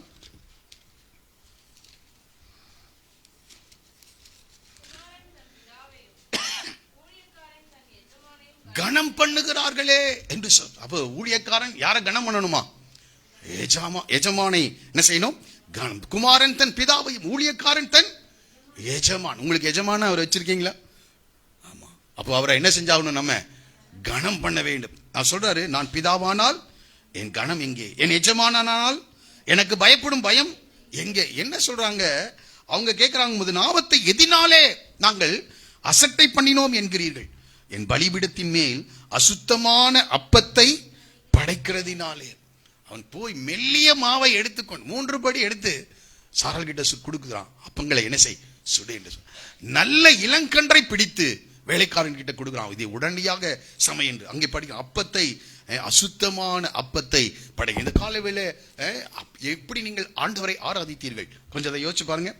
அசுத்தமான அப்பத்தை படைக்கிறதினாலே. 8வது வசனம், நீங்கள் கண் ஊனமானதை பலியிட கொண்டு வந்தாலும் அது பொல்லாப்பில்லை, நீங்கள் கால் ஊனமானதையும் நசல் பிடித்ததையும் கொண்டு வந்தாலும் அது பொல்லாப்பில்லை என்கிறீர்களே, அதை நீ உன் அதிபதிக்கு செலுத்து, அவன் உன்மேல் பிரியமாயிருப்பானாம். ஆண்டவருக்கு செலுத்தும் போது நீங்கள் சிறப்பானதை செய்ய வேண்டும். ஆண்டவரை ஆராதிக்க வருகிறீர்களா? சிறப்பா ஆராதிச்சிருங்க. கர்த்தருக்கு எதையெல்லாம் செய்கிறீர்களோ அதை முழு மனதோடு முழு பலத்தோடு அதை என்ன செய்யுங்க. அதனால்தான் உற்சாகமாய் கொடுக்கிற இடத்தில் கர்த்தர் என்ன செய்கிறாராம், பிரியமாய். எதை நீங்கள் செய்தாலும் அதை கர்த்தருக்கு உற்சாகமாய் மனப்பூர்வமாக முழு பலத்தோடு முழு சிந்தையோடு முழு ஆத்துமாவோடு நாம் அதை செய்ய வேண்டும். அப்போ நல்ல இளங்கன்று கிடைக்கும். Price the Lord. ஆமா, அவன் தேவன் மேல் வைத்திருக்கின்ற அந்த அன்பை வெளிப்படுத்துகிறான். தேவனை கனப்படுத்த வேண்டிய அந்த உணர்வை அவன் வெளிப்படுத்துகிறான். நல்ல இளங்கன்றை பாருங்க. அதுக்கப்புறம் அதை சமைத்து வெண்ணையும் பாலையும் சமைப்பித்த கன்றையும் எடுத்து வந்து அவர்கள் முன்பாக என்ன செய்தானா, கொஞ்சம் அப்பம் கொண்டு வரேன்னா. ஆனா என்ன செய்யறார், 3 படி மாவிலே சுட்ட அப்பம், நல்ல ஒரு இளங்கன்று, இதெல்லாம் சொல்லவே இல்லை. அடுத்தது வெண்ணையும் பாலையும் எல்லாவற்றையும் என்ன செய்கிறான், கொண்டு வந்து நின்று கொண்டிருக்கிறான். என்ன கேட்கிற அருமையானவர்களே, இந்த அதிகாரத்தை படிக்கும் போது யாரெல்லாம் முழு இருதயத்தோடு தேவனை தேடுகிறார்களோ, முழு இருதயத்தோடு அவரிடத்தில் அன்பு கூறுகிறார்களோ, அவருடைய வாழ்க்கையில கர்த்தர் ஒரு பெரிய அற்புதத்தை செய்கிறார். கீழே நீங்க படிக்கும்போது அவர் சொல்கிறார், ஒரு உற்பவ காலத்திட்டத்தில் நிச்சயமாய் உன்னிடத்திற்கு திரும்ப வருவேன், அப்பொழுது உன் மனைவியாகிய சாராளுக்கு ஒரு குமாரன் இருப்பான். ஒரே சொல்லுவோமா? 89 வயது. யாருக்கு? சாராள் 89 வயது. இதுவரைக்கும் அவர்களுக்கு பிள்ளை இல்லை. ஆனால் உற்பவ கால திட்டத்திலே நான் வருவேன். சாம்பலை என்னவா மாற்றுவார்? சிங்காரமாக மாற்றுவார். சாம்பலை சிங்காரமாக மாற்ற முடியும். அதற்கு வயது ஒரு தடை அல்ல, சூழ்நிலைகள் ஒரு தடை அல்ல. வாழ்க்கையில் எது இருந்தாலும் சரி, வாழ்க்கை மறுரூபமாக்கப்பட வேண்டும் என்றால், துயரத்துக்கு பதிலாக ஆனந்த தைலத்தினால் கர்த்தர் நிரப்ப வேண்டும் என்றால், முழு இதயத்தோடு கர்த்தரை என்ன செய்யணும், தேட வேண்டும். முழு எதையாவது நீங்க செய்ய முழு பலத்தோடு செஞ்சிருங்க. ஆபிரகாம் அதை செய்து கொண்டிருந்தான். அவன் எதை எதிர்பார்க்கல ஆண்டவர்கிட்ட. ஆனால் அவன் ஒரு வேலைக்காரனா, ஒரு அடிமையாக தன்னுடைய எஜமானை அவன் கனம் பண்ணி கொண்டிருக்கிறான். இந்த காலவில் எவ்வளவு தூரம் நீங்கள் கனம் பண்ணுகிறீர்கள், உடைய சாம்பல் சிங்காரமாக என்ன செய்யும், மாறும். இன்னைக்கு அநேகர் தேவனை கனம் பண்ணதிலே அசட்டை உடையவர்களாக இருக்கிறார். ஆண்டவர் சொல்ல, நீ போய் இதை உன் அதிபதிக்கு செலுத்து, அவன் உண்மையில் பிரியமா இருப்பானா என்று சொல்லுகிறார். நசல் கொண்டதை, கண் ஊனமானதை, கால் ஊனமானதை கர்த்தருக்கு கொண்டு வருகிறார்கள் இருக்கிறார். அது அவருடைய இருதயத்தை வெளிப்படுத்துகிறதாக இருக்கு. தேவன் யார் என்பதை இந்த ஆபிரகாம் அறிந்திருந்தான். இந்த கால்வில் நீங்கள் கர்த்தரை அறிந்திருந்து உண்டானால் முழு இதயத்தோடு கர்த்தரை மகிமைப்படுத்துவர்களாக இருப்பீர்கள். கீழே நீங்க படிச்சு பாருங்க. அவளால் இதை நம்ப முடியவில்லை. அவள் சாராள் தன் உள்ளத்திலே நகைத்து, நான் கிழவையும் என் ஆண்டவன் முதிர்ந்த வயதுள்ளவருமான பின்பு எனக்கு இன்பம் உண்டாயிருக்குமோ.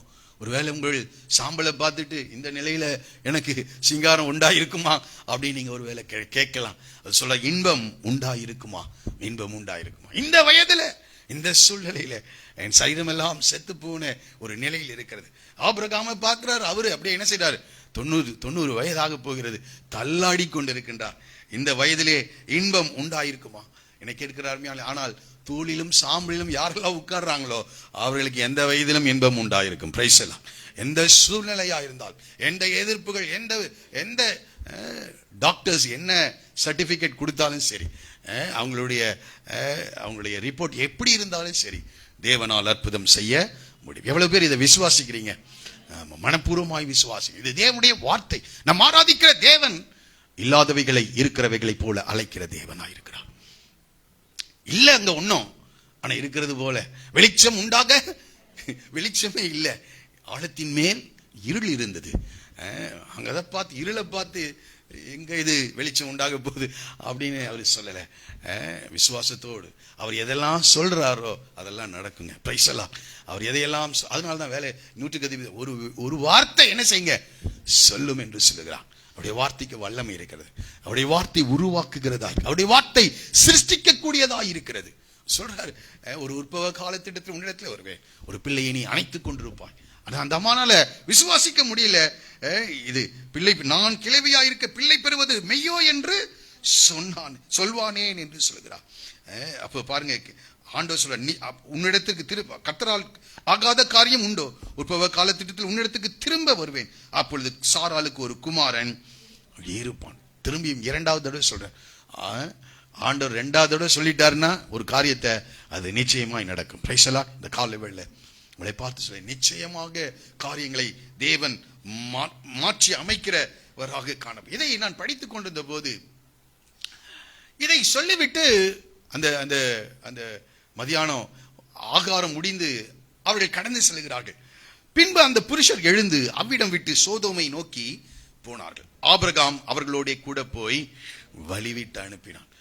நம்ம கொஞ்சம் பார்க்கிறோம், யாராவது வீட்டுக்கு நமக்கு ரொம்ப நேசிக்கிறவர்கள் வந்தாதான் என்ன செய்வோம், அவங்க போறேன்னு சொல்லும்போது கேட் வரைக்கும் போய் என்ன செய்வோம், வழி அனுப்போம். சிலர் எப்படா போவாங்கன்னு இருக்கும். ஆனா ஆபிரகாம் அப்படி அல்ல, அவன் தன்னுடைய எஜமானை சந்தித்து இருக்கிறான். பிரைசலார். அவன் தன் சிநேகிதரை சந்தித்து இருக்கிறான். அவன் அன்பு கூறுகிற ஆண்டவரை சந்தித்தான், போய் வழிவிட்டு அனுப்பினான். அப்பொழுது கர்த்தர் பாருங்க, கீழே நீங்க படிச்சு பார்த்தீங்கன்னா, வழிவிட்டு அனுப்பினான். 22வது வசனம் சொல்கிறது, அப்பொழுது அந்த புருஷர் அவ்விடம் விட்டு சோதோமை. 3 பேர் வந்திருக்காங்க, ஆண்டவர் 2 தூதர் வந்திருக்காங்க. வழிவிட்டு அனுப்பினான். எல்லாரும் பாய் சொல்லிட்டாங்க. 2 தூதர்கள் எதுக்கு நேரா போயிட்டாங்க, சோதோமுக்கு நேராக போனார்கள். இவர் பாட்டுக்கு பாய் சொல்லிட்டு அவங்க போறாங்களா இல்லைன்னு வந்துடல.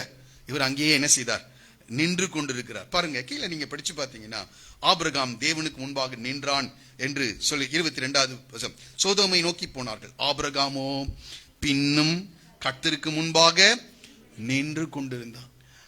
அவங்க 2 பேரும் போராடிட்டாங்க. ஆனா இவன் போகவே மனம் இல்லை, அவரை பிரியவே மனம் இல்லை. தொடர்ந்து தேவ சமூகத்தில் நின்று கொண்டிருக்கிறான். அவருடைய பிரசன்னத்தை நீங்கள் வாஞ்சிக்கிறவளா இருக்கிறீர்களா? அந்த அந்த அந்த அந்த அந்த உறவை நீங்கள் வாஞ்சிக்கிறவளா இருக்கிறீர்களா? பின்னும் நின்று கொண்டிருந்தான், பின்னும் நின்று கொண்டான். அவரை வழிவிட்டு அனுப்ப அவனுக்கு என்ன இல்ல, மனமே இல்லை. அவரோடு கூட வாழ அவன் விரும்புகிறான். நின்று கொண்டிருந்தான். இப்போ பாருங்க, இப்போ 17வது வசனம் படிங்க. அப்பொழுது கர்த்தர் ஆபிரகாம் பெரிய பலத்த ஜாதியாவதினாலும் அவனுக்குள் பூமியில் உள்ள சகல ஜனங்களும் ஆசீர்வதிக்கப்படுவதினாலும் நான் செய்ய போகிறதை ஆபிரகாமுக்கு மறைப்பேனோ. தூதர்கள் போயிட்டாங்க, ஆபிரகாம் போல பின்னும் கர்த்தருக்கு முன்பாக என்ன செய்து கொண்டிருந்தான். இன்னைக்கு அநேகர் எப்ப முடியும்னு நினைக்கிறாங்க, ஆனால் இங்கே பின்னும் நின்று கொண்டிருந்தான். பெரிய மனநிலை அவனுக்கு, தேவ சமூகத்தில் நின்று கொண்டிருக்கிறான். இப்பொழுது சொல்கிறார், நான் செய்ய போகிறதை ஆபிரகாமுக்கு மறைப்பேனோ. யாருக்கு கர்த்தருடைய ரகசியங்கள் வெளிப்படும்னா, இப்படிப்பட்டவர்கள், அவருடைய சமூகத்தை வாஞ்சிக்கிறவர்கள், அவரை விரும்புகிறவர்கள், அவருடைய சமூகத்தை நாடுகிறவர்கள், அவர்களுக்கு கர்த்தர் தமது வார்த்தையை வெளிப்படுத்துகிற தேவனாக அவர் காணப்படுகிறார். 25ஆம் சங்கீதம் 14வது வசனம் சொல்கிறது, கர்த்தருடைய ரகசியம் அவருக்கு பயந்தவரிடத்தில் இருக்கிறது, அவர்களுக்கு தம்முடைய உடன்படிக்கையை என்ன செய்வாராம், தெரியப்படுது. கர்த்தருடைய ரகசியம் அவர்களுக்கு. இப்பொழுது ஆண்டவர் ஆபிரகாமுக்கு ரகசியத்தை வெளிப்படுத்துகிறார். அவன் தேவனுக்கு முன்பாக பயப்படுகிறவனாக, அவருடைய அடிமையாக, அவரை நேசிக்கிறவனாக, அவருடைய பிரசன்னத்தை வாஞ்சிக்கிறவனாக இருக்கிறான். நான் செய்ய போகிறதை ஆபிரகாமுக்கு மறைப்பேன். இந்த காலை வேளை ஆண்டவர் செய்ய போகிறதை ஆபிரகாமுக்கு சொன்னதற்கு காரணம், பின்னும் அவருடைய சமூகத்திலே ஆபிரகாம் நின்று கொண்டிருந்தான். அவர் தேவனுக்கு பயப்படுகிறவனாக இருந்தான். ஆமோஸ் 3:7 சொல்கிறது, கர்த்தராகிய ஆண்டவர் தம்முடைய தீர்க்கதரிசிகளாகிய தம்முடைய ஊழியக்காரருக்கு தமது ரகசியத்தை வெளிப்படுத்தாமல் ஒரு காரியத்தையும் என்ன செய்ய மாட்டாராம். ஒரு அழிய சொல்லுவோமா? ஆமா, ஆபிரகாம் ஒரு ஊழியக்காரனாய் இருந்தான். அவன் பெரிய எஜமான். அவன் இடத்துல அநேக வேலைக்காரர்கள் இருந்தார்கள். திரளான ஆடு மாடுகளுடையவனாக இருந்தான், வியாபாரம் செய்கிறவனாக இருந்தான். ஆனால் தேவனுக்கு அவன் ஊழியக்காரனாக இருந்தான்.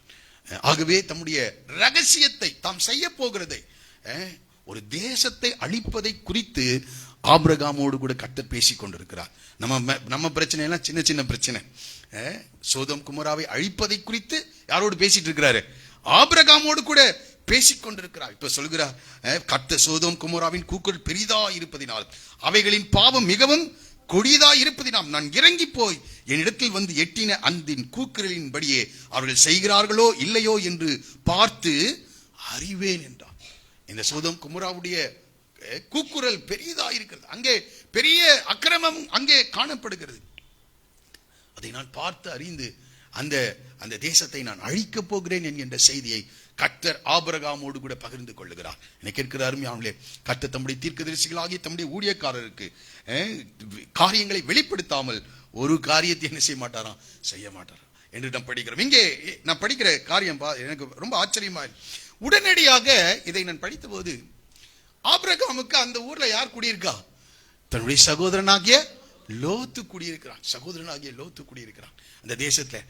சோதோமை நான் அழிப்பேன் என்று சொன்ன உடனே லோத்து தான் அவனுக்கு என்ன செய்தான், ஞாபகத்து தன்னுடைய அண்ணனுடைய மகனாகிய லோத்து அந்த தேசத்துல அவன் குடியிருக்கிறான்.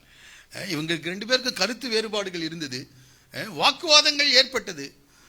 ஆனால் ஆபிரகாம் அவனை தொடர்ந்து நேசிக்கிறவனாக இருந்தான். இதற்கு முன்பதாக 14வது அதிகாரத்திலே இந்த லோத்து சிறையாக கொண்டு போகப்பட்ட போது தன்னிடத்தில் இருக்கின்ற 318 அடிமைகளை கொட்டி கொண்டு போய் அவனை அந்த சிறையிருப்பில் இருந்து அவனை மீட்டு கொண்டு வந்தவனாக இருக்கிறான். அவன் அந்த தேசத்திலே குடியிருக்கிறான். அந்த தேசம் மகா பாவிகளாய் இருக்கிறது. அங்க இருக்கிற ஜனங்கள், சோதோமில் இருக்கிற ஜனங்கள் மகா பாவிகளாய் இருந்தார் என்று சொல்ல அந்த தேசத்துல இருக்கிறார். ஒருவேளை ஆபிரகாம் அதை குறித்து அவரோடு கூட பகிர்ந்து கொண்டாரா என்று எனக்கு தெரியல. நிச்சயமாய் பகிர்ந்து கொண்டிருக்க வேண்டும்.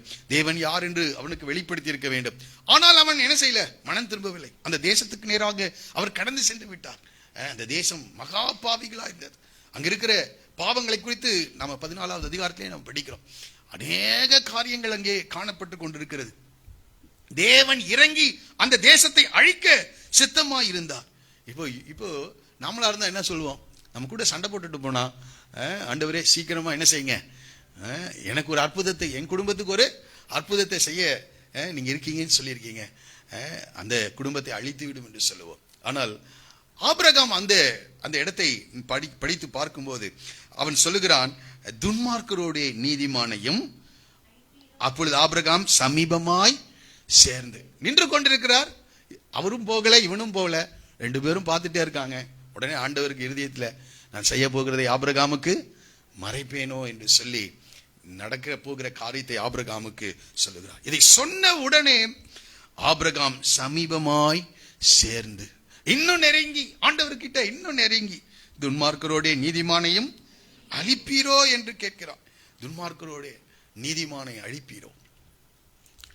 அங்கே நான் அதை படித்த போது அவர் சொல்லுகிறார், நீதிமானை அழிப்பீரோ. அந்த 25வது வசனம் கடைசி சொல்லுகிறது, சர்வலோக நியாயாதிபதி நீதி செய்யாதிருப்பாரோ.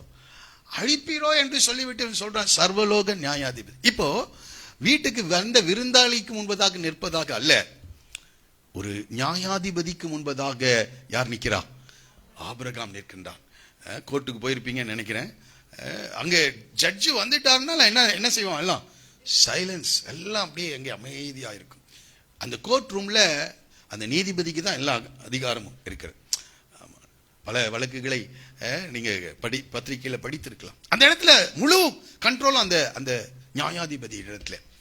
ஒரு சாதாரண செஷன் கோர்ட்ல, டிஸ்ட்ரிக்ட் கோர்ட்லயே இப்படி இருக்குன்னா, இங்க அவன் சொல்லுகிறான் சர்வலோக நியாயாதிபதி என்று சொல்லுகிறான். ஒரு சொல்லுவோமா? ஆண்டவரை பற்றி எவ்வளவு புரிதல் இருக்குது.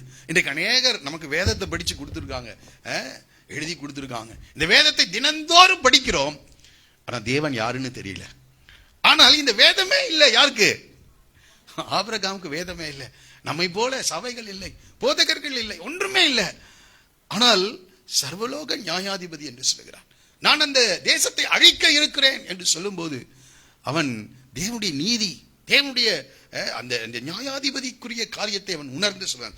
சர்வலோக நியாயாதிபதி இரக்கம் செய்யும் என்று கேட்கவில்லை. நம்மளா இருந்தா என்ன சொல்லுவோம்? ஆண்டவரே கொஞ்சம் இறங்குங்க அப்படிதான் சொல்லுவோம். இறங்குங்க அப்படிதான் சொல்லுவோம். கிருபையா இருங்க அப்படின்னு சொல்லுவோம். அவன் கிருபைக்காகவோ இரக்கத்துக்காகவோ அங்கே ஆண்டவரை நோக்கி பார்க்கவில்லை. அவன் சொல்றான் கரெக்டான பாயிண்ட். லாயர்ஸ் என்ன செய்வாங்க, சரியான பாயிண்ட் என்ன செய்வாங்க, அந்த அந்த சட்டத்தை எடுத்து நீதிபதிக்கு முன்பாக காண்பிக்கிறது போல இவன் உடனே ஒரு லாயரா மாறினான். யாரு? ஆபிரகாம். ஊழியக்காரன் என்னவா மாறாரு, ஒரு வக்கீலாக மாறி அந்த நியாயாதி, அவர் சொல்ற சர்வலோக நியாயாதிபதி நீர். அவர் இரக்கம் செய்யுங்கன்னு சொல்லல. எனக்கு அதை படித்த போது ரொம்ப ஆச்சரியமா இது. நீதி செய்யாமல் இருப்பீரோ என்று சொல். நீதி செய்யாமல் இருப்பீரோ. என்ன நீதி? இவன் சொல்லுகிறான், அந்த பட்டணத்துக்குள்ளாக 50 நீதிமான்கள் இருந்தால் அந்த பட்டணத்தை அழிப்பீரோ என்று கேட்கிறான். 50 நீதிமான்கள் சொல்றாரு. 50 நீதிமான்கள் இருந்தால், ஏன்னா அவர் யாரு? சர்வலோக நியாயாதிபதி, நீதி செய்கிறவர். தேவன் நீதி செய்கிறவர். இந்த காலை வேளை உங்களை பார்த்து சொல்கிறேன், தேவன் நீதியை நிலைநாட்டுகிறவர். நீதியை நிலைநாட்டுகிறவர். அது தேசத்திற்கானாலும் சரி, குடும்பங்களுக்கானாலும் சரி, தனிப்பட்ட நபர்களுக்கானாலும் சரி, அவர் சர்வலோக நியாயாதிபதியாக நீதியை செய்கிறவராயிருக்கிறார். சொல்றார், 50 நீதிமான்கள் இருந்தா அந்த தேசத்தை நான் என்ன செய்ய மாட்டேன், அழிக்க மாட்டேன். வாசிங்க அந்த இடத்த.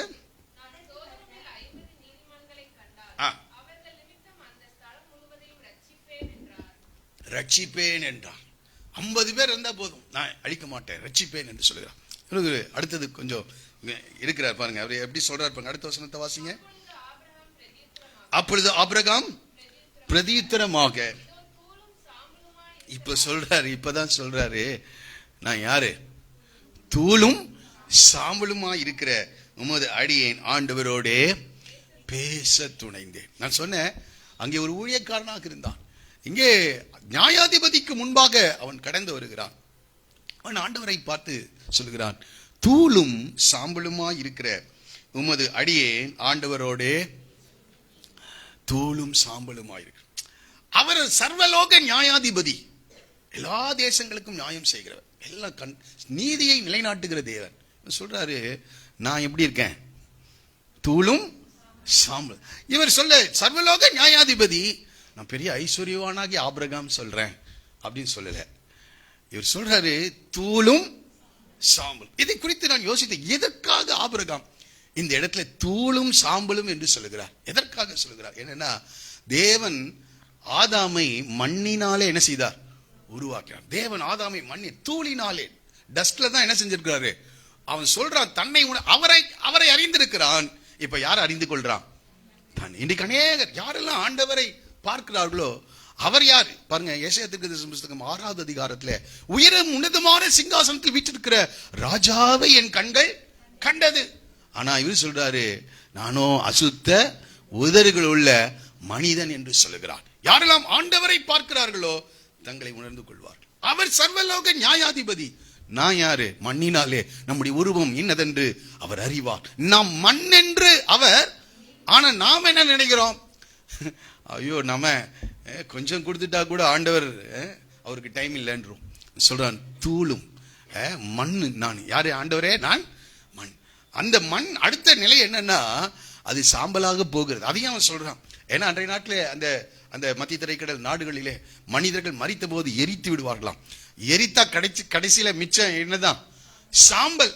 மனிதனுடைய துவக்கம் மண்ணிலிருந்து, மனிதனுடைய முடிவு சாம்பல். இவன் சொல்லுகிறான், நான் தூளிலும் சாம்பலிலும் இருந்து சாம்பலுமாய் இருக்கிற அடியேன். என்னை கேட்கிறார், உங்களை உணர்ந்திருக்கிறீர்களா? உங்களை உணர்ந்திருக்கிறீர்களா? ஏசாயா உணர்ந்த போது நான் அசுத்த உதிர் உள்ள மனிதன் என்று சொன்னான்.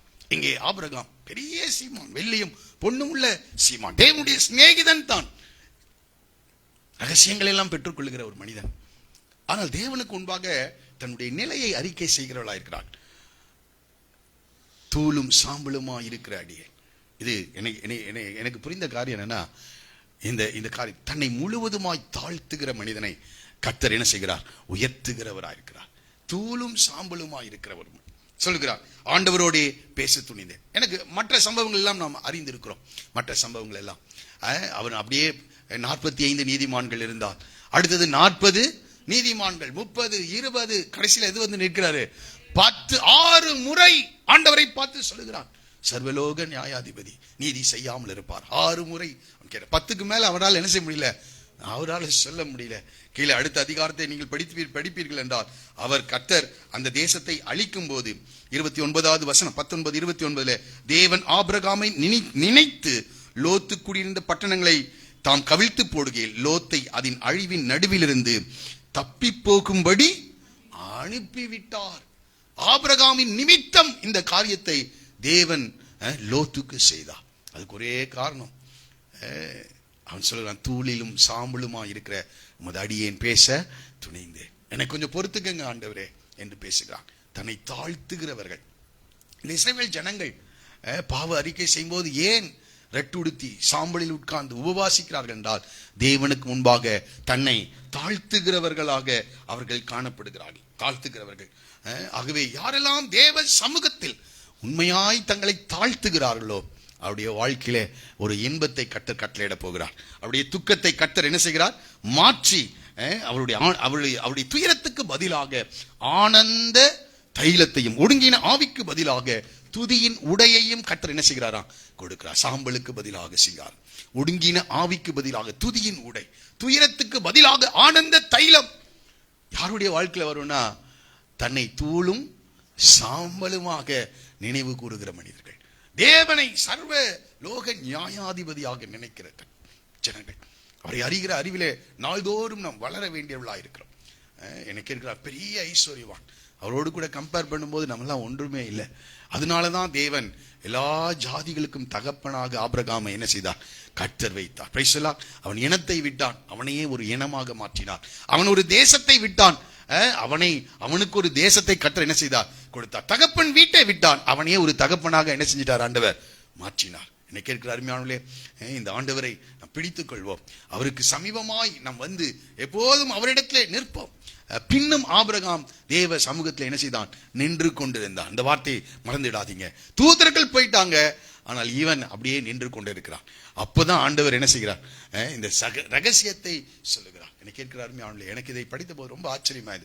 அவன் இரக்கத்துக்காகவோ கிருபைக்காகவோ கேட்கவில்லை. சர்வலோக நியாயாதிபதி நீதி செய்யாமல் இருப்பார். அவருடைய நீதியை அவன் அறிந்து வைத்திருக்கிறவனா இருக்கிறான். இதுக்கு யார் அவனுக்கு டீச் பண்ணாங்கன்னு தெரியல. எனக்கு கேட்கிறார், ஆபிரகாமை போல தேவனை அறிகிற அறிவிலே நாம் நாள்தோறும் வளர வேண்டியவர்களாக காணப்படும். இரண்டாவது குறிப்பு தாழ்மையை குறிக்கிறது. ஆபிரகாம் தன்னை தாழ்த்துகிறவனா இருந்தான். முதல் சொன்ன மனம் திரும்புதல், இரண்டாவது தாழ்த்துதல். தேவ சமூக தன்னை தாழ்த்துகிற மனிதர்களை கர்த்தர் உயர்த்துகிறார். அவருடைய துயரத்தை கர்த்தர் மாற்றுகிறார். அவருடைய சாம்பலை கர்த்தர் சிங்காரமாக மாற்றுகிறார்.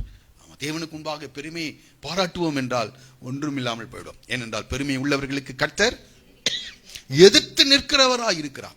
ஆகவே தேவனை அறிகிற அறிவிலே நாள்தோறும் வளர்வோம். மூன்றாவதாக எஸ்தர் புஸ்தகம் 4ஆம் அதிகாரம் 1வது வசனம் வாசிக்கலாம். எஸ்தர் புஸ்தகம் 4:1. மொர்தெக்காய் அறிந்த போது ரெட்டுடுத்தி சாம்பலை போட்டுக்கொண்டு அலறிக்கொண்டு, 3வது வசனத்துல கூட ராஜாவின் உத்தரமும் அவனுடைய கட்டளையும் போய் சேர்ந்த ஒவ்வொரு நாட்டிலும் ஸ்தலத்திலும் உள்ள யூதருக்குள்ளே மகா துக்கமும் உபவாசமும் அழுகையும் புலம்பலும் உண்டாய் அநேகர் ரெட்டுடுத்தி சாம்பலில் கிடந்தார். இதை நான் படித்த போது இங்கேயும் இவர்களும் சாம்பல்ல உட்கார்ந்துட்டு இருந்தாங்கன்னு படிக்கிறோம். இவங்க ஏன் சாம்பல்ல உட்கார்ந்துட்டு இருந்தாங்கன்னா, 3வது அதிகாரத்திலே ஒரு சம்பவத்தை நாம் பார்க்கிறோம். அந்த அகாஷ்வேருவின் அரண்மனையில ஆமான் என்கின்ற ஒரு மனிதனை, அவனுடைய ஸ்தானத்தை இந்த அகாஷ்வேரு ராஜா உயர்த்தி வைத்தான் என்று சொல்லப்படும். இந்த ஆமான் யார் என்றால் ஆகாகியனாகிய ஆமான் என்று சொல்லப்பட்டிருக்கு. இந்த ஆகாகியன் யார் என்றால், ஆகாக் என்ற மனிதன் குறித்து வேதத்தில் படிக்கும் போது அவன் அமலேக்கியருடைய ராஜாவுக்கு என்னன்னு சொல்லுவாங்க? ஆகாக் என்று சொல்வார். எப்படி எகிப்து தேசத்தை சார்ந்த ராஜாவுக்கு பார்வோன் என்று அழைக்கிறார்களோ, பெலிஸ்திய தேசத்தில் இருக்கிற ராஜாவுக்கு அபிமெலேக்கு என்று அழைக்கிறார்களோ, அதே போல இந்த அமலேக்கு என்ற தேசத்தை சார்ந்த ராஜாவுக்கு என்னன்னு பேரு? ஆகாக். அந்த வம்சத்தை சார்ந்தவன் யாரு? இந்த ஆமான். அந்த அமலேக்கியர்களுடைய வம்சத்தை சார்ந்த.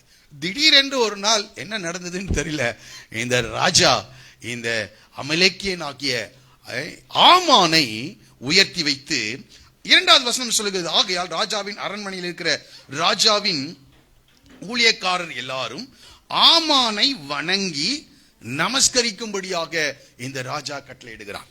ஆமானை வணங்கி என்ன செய்யணுமா? நமஸ்கரிக்கணும். சாதாரணமாக பதவியில இருக்கிறவர்கள், பொறுப்பில் இருக்கிறவர்களுக்கு நாம் கனப்படுத்த வேண்டும்.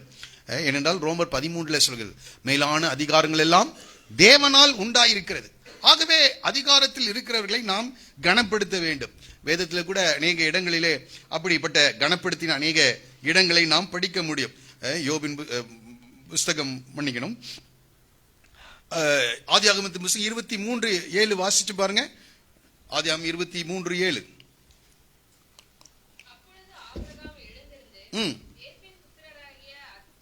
அத்தேசத்தாருக்கு வந்தனம் செய்து அவ பாருங்க, அந்த தேசத்தில் இருக்கிற பிரபுக்களுக்கு முன்பாக ஆபிரகாம் வரும்போது அவளை வந்தனம் செய்கிறான், அவளை கனப்படுத்துகிறான். இப்படி அநேக இடங்களை நம்ம படிக்க முடியும். ஆனால் இங்கே சொல்லப்பட்டது என்னவென்றால், அவனை வணங்க வேண்டும், நமஸ்கரிக்கவும் வேண்டும் என்று சொல்கிறான். ஆனால் இந்த மொர்தெகாய் யூதனானபடினாலும் இந்த அமலேக்கியர்களை குறித்து தேவனுடைய வார்த்தையை நன்றாக இந்த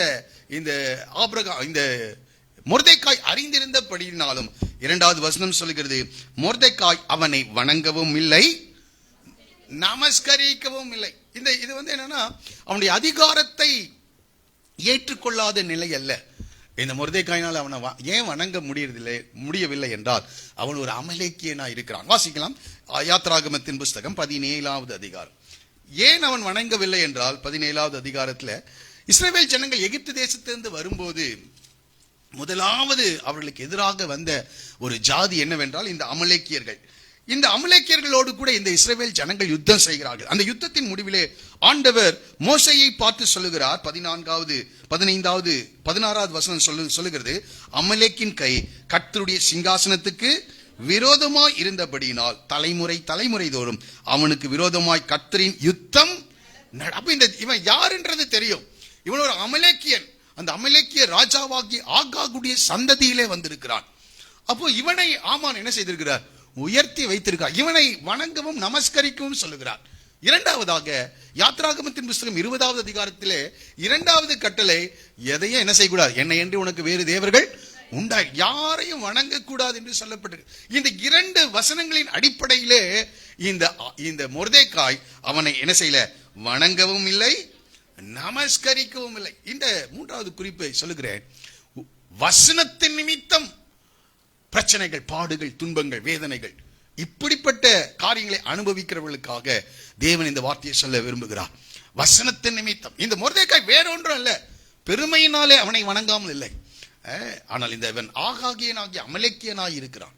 அது மாத்திரமில்லை, தேவனுடைய வார்த்தைக்கு விரோதமாக அவன் செயல்பட அவனால் முடியாது. அவன் சொல்கிறான், தான் யூதன் என்று அவர்களுக்கு அறிவித்திருந்தான் என்று சொல்ல. ஏன் வணங்கலன்னு எல்லாரும் கேட்கிறாங்க. அவன் சொல்றான், நான் யாரு? யூதன். 2 காரணம் இருக்குது. இந்த அமலேக்கியர்களை என்னால் என்ன செய்ய முடியாது. அவன் கர்த்தருடைய சிங்காசனத்திற்கு எதிராக செயல்படுகிறவன், எதிராக செயல்படும். இந்த உலகம் இருக்கிற வரைக்கும் அவனோடு கூட யுத்தம் இருக்கிறது என்று கர்த்தர் சொல்லுகிறான். அவன் பேரை வானத்தின் கீழங்கும் இராதபடிக்கு அழித்து போட வேண்டும் என்று முதல் ராஜாவாகிய சவுலுக்கு ஆண்டவர் சொல்லுகிறார். சுவாசம் உள்ள ஒன்றையும் உயிரோட வைக்க வேண்டும், அவன் சந்ததியில ஒருத்தரும் இருக்கக்கூடாதுன்னு கர்த்தர் சொல்றாரு. ஆனா அவன் இப்ப எங்க இருக்கான்? இந்த அகாஷ்வேரின் அரண்மனையிலே 2வது ஸ்தானத்தில் உயர்த்தப்பட்டிருக்கிறான். இந்த வார்த்தையின் அடிப்படையில தான் அவனை வணங்கவும் இல்லை, அவனை நமஸ்கரிக்கவும் இல்லை. இதை மொர்தெகாய் இந்த ஆமான் கண்டபோது மூர்க்கம் நிறைந்தவன் ஆனான். என்ன செய்தான்? மூர்க்கம். சில நேரங்களிலே நாம் தாழ்மையோடு கூட தேவனுடைய வார்த்தையை அடிப்படையிலே செயல்பட வேண்டும் என்று நாம சில காரியங்களை செய்யும்போது சில ஆமான்களுக்கு என்ன வருது? மூர்க்கம் வருகிறது. மூர்க்கம் நிறைந்தவன் ஆனான். இதுல இந்த மொர்தெகாய் மட்டும் கொல்லுவது அவனுக்கு சுலபமான காரியம். ஆனா அவன் என்ன செய்யறான்? அவனுக்கு தெரியும் இந்த மொர்தெகாய் ஒரு யூதன். இந்த யூதர்களுக்கும் இந்த அமலேக்கியர்களுக்கும் நடைபெற்ற காரியங்களை அவன் நன்கு அறிந்திருந்ததுனால அந்த யூத இனத்தையே என்ன செய்யணும்னு நினைக்கிறான்? அழிக்க வேண்டும் என்று நினைக்கிறான். என்னை கேட்கிறான் ஒரே ஒரு காரியம், தேவனுடைய வார்த்தையை கை கொள்ளுவதினால், தேவனுடைய வார்த்தையின் அடிப்படையிலே செயல்படுவதனால். இந்த மொர்தெகாய்க்கு வேற ஒரு பெருமை எல்லாம் கிடையாதுங்க. அகந்தையில் அவன் செயல்படவில்லை. வசனத்தை கை கொள்ள வேண்டும் என்ற ஒரே காரணத்தின் நிமித்தம் அவன் வணங்கவில்லை, நமஸ்கரிக்கவில்லை. இந்த காலையில் இந்த வார்த்தைகளை கேட்டுக்கொண்டிருக்கிற உங்களை பார்த்து சொல்லுகிறேன், வசனத்தை கை கொள்ளுவதனால் ஒருவேளை குடும்பத்தில் நீங்க பகைக்கப்படலாம், நீங்கள் வேலை செய்கிற இடங்களிலே பகைக்கப்படலாம், நீங்கள் வசிக்கின்ற இடங்களிலே பகைக்கப்படலாம், உங்கள் உறவுகளுக்கு மத்தியிலே நீங்கள் பகைக்கப்படலாம். வசனத்தை கை கொள்ளுவதனால் அந்த பகை மூர்க்கம் நிறைந்தவர்களாக மாறலாம். அவன் இந்த மொர்தெகாய்க்கு உண்டான எல்லாரையும் என்ன செய்யணும்? அழிக்கணும். அந்த இனத்தையே அழிக்க வேண்டும் என்று அவன் தீர்மானிக்கின்றவனாக அவன் காணப்படுகிறான். உடனே அங்கே சீட்டு போடுகிறான். எந்த மாதத்துல இதை என்ன செய்யணும்? 12வது மாதத்து முதல் மாதத்துல இது நடக்குது. 12வது மாதத்தின் மேல் என்ன செய்யுது? சீட்டு விழுகிறது. அதுல 13ஆம் தேதியை என்ன செய்கிறான்? குறிக்கிறான். சீட்டு போட்டு ஒரு நாளை இந்த ஆமான் தெரிந்தெடுக்கின்றான். ஒரு சொல்லுவோமா, ஆண்டவர் எல்லாவற்றையும் என்ன செய்கிறார்? பார்த்து கொண்டே இருக்கிறார். நீதிமானுக்கு வரும் துன்பங்கள் அநேகமாயிரும். கர்த்தர் அவைகள் எல்லாவற்றிலிருந்தும் கர்த்தர் அவனை என்ன செய்வாராம்? ஆமா, நீதிமான்கள் கூப்பிடும் போது கர்த்தர் கேட்டு என்று படிக்கிறோம். கர்த்தருடைய கண்கள் நீதிமான்கள் மேல் நோக்கமாயிருக்கிறது என்று நாம் படிக்கிறோம். கர்த்தர் எல்லாவற்றையும் கவனித்துக் கொண்டிருக்கிறார். அவர் பிறவிக்குறனுடைய கண்களை திறந்தவர். சொல்லுவோமா, என்ன யாரு கண்கள்? பிறவிக்குறனுடைய கண்களை திறந்தவர். அவருக்கு கண் இருக்குது. அவர் எல்லாவற்றையும் என்ன செய்து கொண்டிருக்கிறார்? பார்த்து கொண்டிருக்கிறார். இவன் சீட்டு போடுகிறதை பார்க்கிறார். அந்த மாதம் நான் நினைக்கிறேன் அவரு தான் அதை தெரிந்தெடுத்திருப்பார். சீட்டு மடியிலே போடப்படுமா? காரிய சித்தியோ இங்க சீட்டு போடும்போது அவன் என்ன நினைக்கிறான்? நான் என்னுடைய அதிகாரத்தின் அடிப்படையில், என்னுடைய பதவியின் அடிப்படையில் நான் தீர்மானிக்கிறேன் என்று நினைக்கிறான். ஆனால் தேவன் காரியங்களை தீர்மானிக்கிறவர். அவன் தீர்மானித்த நாளிலேயே காரியங்களை கத்த மாறுதலாய் முடிய பண்ணினார். கேட்கிறார். ரொம்ப நம்ம ஆண்டவர் ரொம்ப அழகா காரியங்களை செய்வார். அதை படித்த கொஞ்சம் சிரிப்பு தான் வருது. இவன் என்ன நினைக்கிறான்? 13ஆம் தேதி 12வது மாதத்திலே இந்த எல்லா யூத இனத்தையும் அழிக்கும்படியாக எல்லா சட்டங்களையும் இயற்றி ராஜாவின் முத்திரை மோதிரத்தினால் அதற்கு என்ன செய்தான்? முத்திரை மோதிரத்தினால் அந்த டாக்குமெண்ட்டை பதிவு செய்கிறான். வேகமான ஒட்டகங்களின் மூலமாக எல்லா தேசத்திற்கும் இந்த செய்தி கடந்து செல்கிறது. இதை கேட்ட மொர்தெகாய் நாம் படிக்கிறோம், நடந்த யாவற்றையும் மொர்தெகாய் அறிந்த போது மொர்தெகாய் தன் வஸ்திரங்களை கிழித்து ரெட்டுடுத்தி சாம்பல் போட்டுக்கொண்டு நகரத்தின் நடுவே புறப்பட்டு போய் துயரமுள்ள மகா சத்தத்தோடு அலறிக் கொண்டிருந்தான். என்னை கேட்கிறார் யானுள்ளே, தேவனுடைய வசனத்தை கை கொள்ளுவதனால் சில நேரங்களில் இப்படி மூர்க்கத்தை எதிர்கொள்ள வேண்டிய சூழ்நிலைகள் வருகிறது. எனக்கு இதை படித்த போது ரொம்ப ஆச்சரியம். அவனுக்கு தெரிந்ததெல்லாம் ஒன்றுதான். வஸ்திரத்தை எல்லாவற்றையும் கிழித்து விட்டு சாம்பலை போட்டுக்கொண்டு மகா துயரமுள்ள மகா சத்தம். அதான் சொன்னேன், துயரத்தை கர்த்தர் மாற்று, ஆனந்த தைலத்தினால் கர்த்தர் மாற்றுவார். வேற வழியே இல்லை. அவனுக்கு என்ன செய்யறதுன்னு தெரியல. வஸ்திரத்தை கிழித்து கொண்டு சாம்பலை போட்டுக்கொண்டு தன்னை தாழ்த்தி தேவ சமூகத்திலே மகா துயரமான சத்தத்தோடு, இது மொர்தெகாய் மாத்திரம் அல்ல, இந்த சட்டம் கடந்து சென்ற, இந்த அறிவிப்பு கடந்து சென்ற எல்லா ஜனங்களும் பாருங்க, மகா துக்கமும் உபவாசமும் அழுகையும் புலம்பலும் உண்டாய் அநேகர் ரெட்டுடுத்தி சாம்பலில் கிடந்தார். சாம்பலில் கர்த்தர் இந்த நடந்த சம்பவத்தை நீங்கள் எல்லாரும் அறிந்திருக்கிறீங்க. கர்த்தர் அதே நாளிலே கர்த்தர் என்ன செய்தார்? தலைகீழாய் மாற்றினார். எந்த மொர்தெகாய்க்காக தூக்கு மரம் உருவாக்கப்பட்டதோ அதே தூக்கு மரத்திலே ஆமான் தூக்கிலிடப்பட்டான். என்னை கேட்கிறார் அருமையானவர்களே, தேவ சமூகத்திலே தேவனுடைய ஜனங்கள் சாம்பலிலும் உபவாசத்திலும் அழுகையிலும் கண்ணீரிலும் தேவ சமூகங்களை தாழ்த்தி ஜெபிக்கும் போது காரியங்களை கத்த மாறுதலாய் முடிவடைய பண்ணுகிற தேவனா இருக்கிறார். இவ்வளவு பேருக்கு சந்தோஷமா இருக்கு. பிரைஸ் எல்லாம். ஆமா, அதற்காகவே என்னை அனுப்பினார் என்று சொல்லுகிறார். இப்படிப்பட்ட துயரத்தில் இருக்கிறவர்களுக்கு, இப்படி ஒடுங்கின ஆவி உடையவர்களுக்கு, சாம்பலில் உட்கார்ந்து இருக்கிறவர்களுக்கு கர்த்தர் அவருடைய வாழ்க்கையில பதிலாக சில காரியங்களை கர்த்தர் செய்ய விரும்புகிறார். அதற்காகவே நான் அனுப்பப்பட்டேன். இயேசு வராமல் இருந்தா இந்த வார்த்தை நிறைவேறியிருக்கார். இப்ப நாம ரெட்டிப்பாக அதை விசுவாசிக்க வேண்டும். பிரைஸ் எல்லாம். ஆமா, இந்த வார்த்தை இப்பொழுது நிறைவேறிற்று என்று சொல்லுகிறார். அன்றைய நாட்களில் இன்றைய நாள் வரைக்கும் யாரெல்லாம் துக்கத்திலே, வேதனையிலே, சாம்பலிலே, கண்ணீரிலே இருக்கிறார்களோ அவர்களுக்கு ஒரு நம்பிக்கையான வார்த்தையை கர்த்தர் கொடுக்கின்றார். காரியத்தை கர்த்தர் மாறுதலாய் முடிய பண்ணினார் என்று படிக்கிறோம். அதே நாளிலே எப்படி இந்த ஆகாகியின் ஆக்கிய இந்த அமலேக்கியன் ஆக்கிய இந்த ஆமான் தூக்கிலிடப்பட்டான், அதே நாள் இந்த அமலேக்கியர் முழுவதும் அந்த தேசத்துல சூசான் அரண்மனையில மாத்திரம் இல்ல, இந்த அகாஸ்வேருவின் எல்லா தேசங்களிலும் இருக்கின்ற எல்லா அமலேக்கியர்களும் கர்த்தர் அழித்தார் என்று படிக்கிறோம். இன்னைக்கு இருக்கிற ஆண்டவர் எழும்பினா அவர் நீதியா காரியங்களை செய்ய ஆரம்பிச்சிட்டார்னா ஒருவரும் அங்கே என்ன செய்ய முடியாது, நிற்க முடியாது. இந்த சூசான் அரண்மனையில 50,000க்கும் மேற்பட்ட ஜனங்கள் மடிந்தார்கள் என்று சொல்லப்பட்டிருக்கு. என்னை கேட்கிறாருமே, கர்த்தர் நீதியை செய்கிற தேவனாய் இருக்கிறார். அடுத்த ஒரு குறிப்பை கூட உங்களுக்கு நாம படிக்க போகிறோம். யோபின் புஸ்தகம் 2ஆம் அதிகாரம் 8வது வசனம் வாசிக்கலாம். யோபின் புஸ்தகம் 2ஆம் அதிகாரம் 8வது வசனம். அவன் ஒரு ஓட்டை எடுத்து தன்னை சுரண்டி கொண்டு எதுல உட்கார்ந்தாரா, சாம்பல். எல்லாரும் சேர்ந்து படிக்கலாமா? அவன் ஒரு ஓட்டை எடுத்து தன்னை சுரண்டி கொண்டு எங்க உட்கார்ந்தாரா, சாம்பலில் உட்கார்ந்தார். யாரு? யோபு. இந்த யோபை குறித்து சொல்லும் போது ஆண்டவர் சொல்கிறார், அவன் உத்தமனும் சன்மார்க்கனும் தேவனுக்கு பயந்து பொல்லாப்புக்கு விலகுகிறவனுமாக. தேவனுக்கு பயந்து பொல்லாப்புக்கு அவன் உத்தமன், அவன் சன்மார்க்கன், தேவனுக்கு பயப்படுகிறவன். ஆண்டவர் சொல்கிறார் 8வது வசனத்தின் கடைசி பகுதி சொல்கிறது, அவனை போல பூமியில் ஒருவனும் இல்லை. அவன் வாழ்ந்த நாட்டில் அவனை போல ஒருவனும் என்ன செய்யல இல்ல. ஆனா இப்ப எங்க உட்கார்ந்துட்டு இருக்கிறாரு? திரும்பி அந்த இடத்தை பாருங்க. அவன் ஒரு ஓட்டை எடுத்து தன்னை சுரண்டி கொண்டு சாம்பலில் உட்கார்ந்து. பெரிய கிழக்கத்தி புத்திரல யோபை பார்க்கிலும் ஒரு பெரிய மனிதன் இல்லவே இல்லை. பெரிய ஐஸ்வர்யவான், திரளான ஆடுகள், 7,000 ஆடுகள், 3,000 ஒட்டகங்கள், 500 ஏர்மாடுகள், 500 கழுதைகள், திரளான வேலைக்காரர்கள் இருந்தார்கள். தினந்தோறும் கர்த்தரை ஆராதிக்கிற ஒரு மனிதன், தினந்தோறும் தன்னுடைய பிள்ளைகளுக்காக சர்வாங்க தகன பலிகளை செலுத்துகின்ற ஒரு நீதிமானாய் அவன் காணப்பட்டான். ஆனா இப்போது விசுவாச பரீட்சை வருகிறது. ஆண்டவர் அடிக்கடி என்ன வைக்கிறார் நமக்கு? விசுவாச பரீட்சை. பிசாசு சொல்றான், அவன் விருதாவாகவா உம்மை சேவிக்கிறான், நீர் அவனையும் அவனுக்கு உண்டான எல்லாவற்றையும் வேலியடைத்து என்ன செய்கிறீர்? காப்பாற்றி வருகிறீர். ஆகவே உம்மை ஆராதிக்கிறான். ஆகவே தினந்தோறும் காலையில எதை செய்யறான்? சர்வாங்க தகன. எவ்வளவு பேர் காலையில சர்வாங்க தகன பலி செலுத்துறீங்க?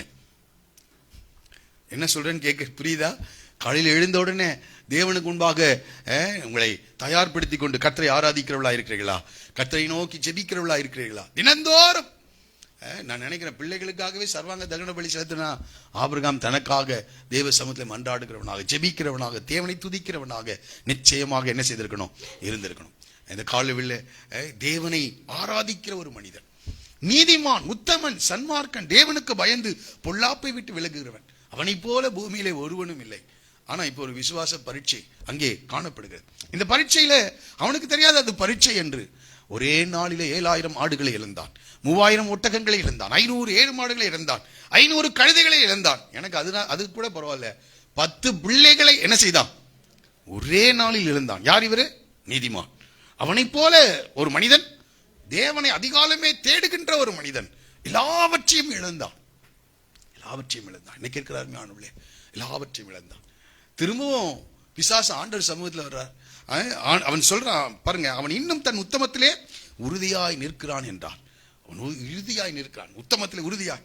சாத்தான் சொல்றான், இதெல்லாத்தையும் கொடுத்துருவான், அவனுடைய சரீரத்தை என்ன செய்யுங்க, கொஞ்சம் தொடுங்க அப்படின்னா. உத்தரவு வாங்கி கொண்டு போய் பாருங்க 7வது வசனம் சொல்கிறது, அப்பொழுது சாத்தான் கர்த்தருடைய சந்நிதியை விட்டு புறப்பட்டு யோபின் உள்ளங்கால் தொடங்கி அவன் உச்சம் தலை மட்டும் கொடிய பருக்களால் அவனை. கொஞ்சம் திரும்பி எல்லாரும் சேர்ந்து படிங்களேன், இன்னொரு தடவை எல்லாரும் சேர்ந்து படிங்க. அப்பொழுது சாத்தான் கர்த்தருடைய சந்நிதியை விட்டு புறப்பட்டு யோபின் உள்ளங்கால் தொடங்கி அவன் உச்சந்தலை மட்டும் கொடிய பருக்களால் அவனை. கொஞ்சம் யோசிச்சு பாருங்களேன், உச்சந்தலையிலிருந்து உள்ளங்க எல்லாம் எப்படி இருக்கும்? பருக்களால்னா அங்கங்க அந்த பரு அடுத்தது என்ன ஆகும்? அது புண்ணாகும். உச்சந்தலையிலிருந்து உள்ளங்கால் வரைக்கும் புண்களால் நிரம்பி இருக்கிறது. அந்த வாசனை அவனுடைய மனைவிக்கு கூட என்ன செய்யல, வேலைக்காரர்களுக்கு பிடிக்கல. நிச்சயமா நான் நினைக்கிறேன் அவனை அவனுடைய பட்டணத்துக்கு வெளியே தான் என்ன செஞ்சிருக்கணும், உட்கார வைத்திருக்கணும். ஏனென்றால் இப்படிப்பட்ட வியாதி உள்ளவர்கள் எங்க வர முடியாது, பட்டணத்துக்குள் வசிக்க முடியாது. குஷ்டரோகம் உள்ள வியாதியை குறித்து நாம் அறிந்திருக்கிறோம்.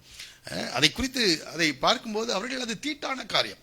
நான் நினைக்கிறேன் அவன் அந்த பட்டணத்தை ஒரே நாள் அவன் வீட்டை இழந்துட்டான், பிள்ளைகளை இழந்துட்டான், ஆஸ்திகளை இழந்துட்டான், வேலைக்காரர்களை இழந்துட்டான், சமுதாயத்தில் இருக்கின்ற அந்தஸ்தை இழந்தான், இப்பொழுது ஆரோக்கியத்தை இழந்து விட்டான். இப்பொழுது அவன் சொல்கிறான், ஒரு ஓட்டை எடுத்து தன்னை சுரண்டி கொண்டு எதுல உட்கார்ந்துட்டு இருக்கிறான்? சாம்பல். என்ன கேட்கிறாருமே, வசனத்தின் நிமித்தம் மாத்திரம் இல்ல, நம்முடைய விசுவாசத்தின் நிமித்தமும் சில நேரங்கள் எங்க உட்கார வேண்டியது வரும்? சாம்பலிலே உட்கார வேண்டியது வரும். சாம்பலிலே உட்கார வேண்டியது. விசுவாசத்தின் நிமித்தம் யோசேப்பு சிறைச்சாலையில் இருந்தான். தேவனை அறிந்த அறிவின் நிமித்தம் பெயர்பட்ட பொல்லாப்புக்கு எப்படி நான் உடன்படுவேன் என்று சொன்னான். இப்ப அதனுடைய விளைவு எங்க இருக்கிறான்? விலங்கு போட்டு அவனுடைய ஆத்துமாவை ஒடுக்கினார்கள் என்று சொல்லப்படும். ஜெயில இருக்கான், சிறைச்சாலையில் இருக்கின்றான். அதுபோல விசுவாச பரீட்சை சில நேரங்களில் வித்தியாசமாக காணப்படும். ஆகவே இப்பொழுது அவன் ஓட்டை எடுத்துக்கொண்டு சுரண்டி கொண்டு உச்சந்தலையிலிருந்து உள்ளக்கால் வரைக்கும் கொடிய புண்களினால் நிரம்பி இருக்கிறது. அவன் சாம்பலில் என்ன செய்து கொண்டிருக்கிறான்? உட்கார்ந்து கொண்டு. என்னை கேட்கிற அருமையானவர்களே, இதுதான் விசுவாச பரீட்சை என்று நான் சொல்ல விரும்புகிறேன். வாசிக்கலாம், சில வசனங்களை நாம் படிக்கலாம். 1 பேதுரு நிருபம் 4ஆம் அதிகாரம் 12வது வசனம். 1 பேதுரு 4:12.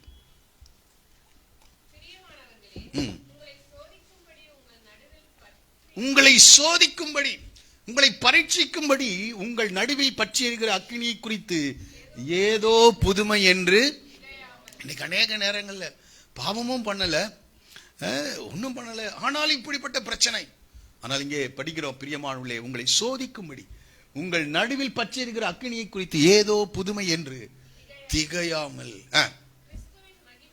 கிறிஸ்துவின் மகிமை வெளிப்படும் போது நீங்கள் களி கூர்ந்து மகிழும்படியாக அவருடைய பாடுகளுக்கு பங்காளிகளானதால் சந்தோஷம். கிறிஸ்துவின் மகிமை வெளிப்படும்படியாக சாம்பலுக்கு பதிலாக சிங்காரம் உண்டாகும். மகிமை வெளிப்படும். ஆனால் இப்ப எங்க உட்கார்ந்துட்டு இருக்கிறாரு? ஆனால் வெளிப்படும். இந்த சத்தியமெல்லாம் யோபுக்கு சுத்தமா தெரியாது. அவர் சொல்றாரு, கர்த்தர் கொடுத்தார், கர்த்தர் எடுத்தார், கர்த்தருடைய நாமத்துக்கு ஸ்தோத்திரம்ன்றார். எப்படி நம்ம அந்த நேரத்தை நம்ம கர்த்தரை பாடுவோமா? கொஞ்சம் பலவீனம் வந்தாலே பாடுறதை நிறுத்திடும். கொஞ்சம் அசௌகரியங்கள் நம்முடைய வாழ்க்கையில வந்தாலே ஆபிரகாம் தேவனை பணிந்து கொண்டது போல, சேவித்தது போல நம்ம சேவிக்கிறது இல்லை. ஆனால் எல்லாவற்றையும் இழந்தான், எல்லாவற்றையும். ஆரோக்கியத்தை இழந்தான். உச்சந்தல் பார்க்கவே அடையாளம். அவருடைய சிநேகிதர் வந்து பார்க்கிறாங்க, அவர் உருக்குலைந்திருந்தார். அவர் அடையாளமே தெரியலையா? இது யோபா. ஏன்னா அவங்க பார்த்த அவருடைய தோற்றம் வேற. உருக்குலைந்து இருக்கின்றார். அவருடைய சுவாசம் அவருடைய மனைவிக்கு வேறா இருந்ததா. அவர் சொல்றாரு, தேவனை தூஷித்து ஜீவனை இது இன்னும் உன்னுடைய உத்தமத்தில் உறுதியா இருக்கிறாயா? எல்லாரும் அவமதிக்கிறாள். கொஞ்சம் யோசிச்சு பாருங்க. ஒண்ணும் இல்லைன்னா பரவாயில்ல, பெரிய நிலையில் இருந்து, எல்லாரும் மதிக்கத்தக்க நிலையில் இருந்து, இப்பொழுது எல்லாரும் அவமானப்படுத்தத்தக்க நிலைக்கு அவன் இறக்கி இருக்கிறான். சாம்பலில் உட்கார்ந்து ஓட்டை எடுத்து தன்னை சுரண்டி கொண்டு. நான் நினைக்கிறேன் எல்லா இடத்துலயும் அந்த அரிப்பு என்ன செஞ்சிருக்கும், வந்திருக்கும். எல்லாம் ரொம்ப பரிதாபமான ஒரு நிலை. பரிதாபமான எவ்வளவு நாட்கள் என்று எனக்கு தெரியல, எவ்வளவு வருடங்கள் என்று எனக்கு புரியல. அமைதியா இருக்கிறார் ஆண்டவர், எந்த ஒரு வெளிப்பாடும் இல்லை. அவர் வலதுபுறமாக கடந்து செல்கிறார், ஆனாலும் அவரை நாம பார்க்க முடியல என்று சொல்லுகிறார். ஆனாலும் நான் போகும் வழியை கர்த்தர் நான் சோதிக்கப்பட்ட பின் பொன்னாக விளங்குவேன் என்று சொல்லுகிறார். தன்னுடைய விசுவாசத்தை விடவே இல்லை, தன்னுடைய உத்தமத்தை விடவே இல்லை. அதற்கு தான் பரீட்சை, அதற்கு தான் பரீட்சை. எவ்வளவு காலம் தெரியல. ஆனால் கர்த்தர் 42வது அதிகாரத்துல எல்லா சூழ்நிலையும் கர்த்தர் என்ன செய்கிறார்? மாற்றி அமைக்கிறவராக இருக்கிறார். வாசிக்கலாம் 42வது அதிகாரம். Praise the Lord. Hallelujah.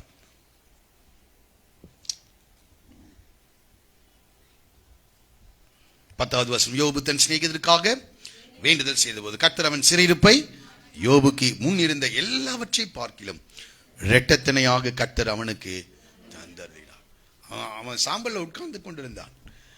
பொறுமையா காத்துருங்க. உங்கள் நடுவே பற்றியிருக்கிற அக்கினியை குறித்து ஏதோ புதுமை என்று திகையாமல்.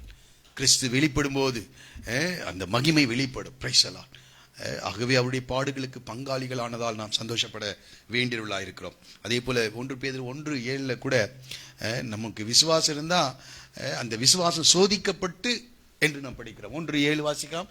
அழிந்து போகிற பொன் அக்கினியினாலே சோதிக்கப்படும். அதை பார்க்கிலும் அதிக விலையேற பெற்றதா இருக்கிற உங்கள் விசுவாசம் சோதிக்கப்பட்டு இயேசு கிறிஸ்து வெளிப்படும் போது உங்களுக்கு புகழ்ச்சியும் கனமும் மகிமையும் உண்டாக காணப்படும் என்று நாம் படிக்கிறோம். இந்த விசுவாச சோதனை, விசுவாச பரீட்சை இங்கே நாம் படிக்கிறோம். இரட்டத்தனையான ஆசீர்வாதம், இரட்டத்தனையான. அதற்கு முன்பதாக எதில் உட்கார வேண்டியது இருக்கிறது? சாம்பல்ல கொஞ்சம் உட்கார வேண்டியது. சாம்பலுக்கு பதிலாக அலங்காரத்தை கர்த்தர் உண்டு பண்ண வல்லவராயிருக்கிறார்.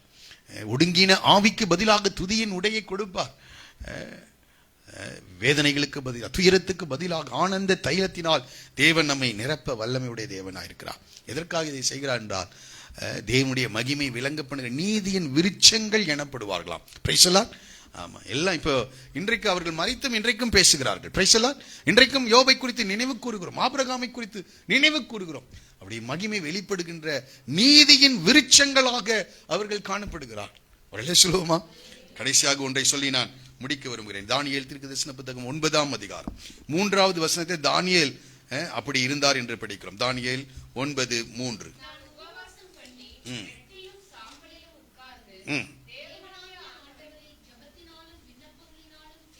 தேட முகத்தை அவருக்கு, ஜெபத்தில விண்ணப்பத்தினாலும் தேட என் முகத்தை அவருக்கு நீராக்கினான். நான் உபவாசம் பண்ணி ரெட்டிலும் சாம்பலிலும் என்ன செய்தாராம்? உட்கார்ந்து.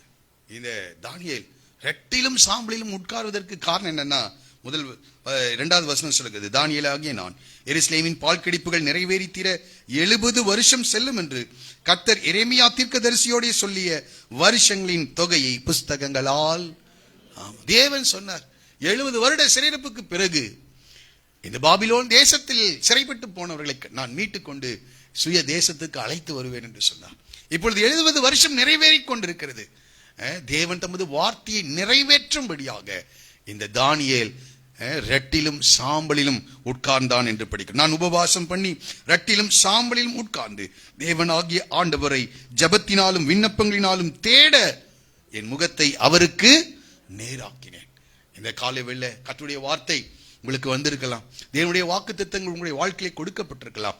அந்த வார்த்தை நிறைவேறுவதற்காக நீங்கள் ரெட்டிலும் சாம்பலும் என்ன செய்யணும்? அந்த புஸ்தகங்களால் அறிந்து கொண்டான் தேவனுடைய வார்த்தையை. எரேமியாவின் அந்த வார்த்தையை அறிந்து கொண்டான். அந்த நிறைவேறுதலுக்காக அந்த காலங்கள் நிறைவேறி வருகிறது. அந்த நிறைவேறுதலுக்காக ரெட்டிலும் சாம்பலிலும் உட்கார்ந்து உபவாசம் பண்ணி ஆண்டவரை ஜெபத்தினாலும் விண்ணப்பங்களினாலும் தானியேல் தேடினான். நடந்த சம்பவத்தை நாம் படிக்கிறோம்.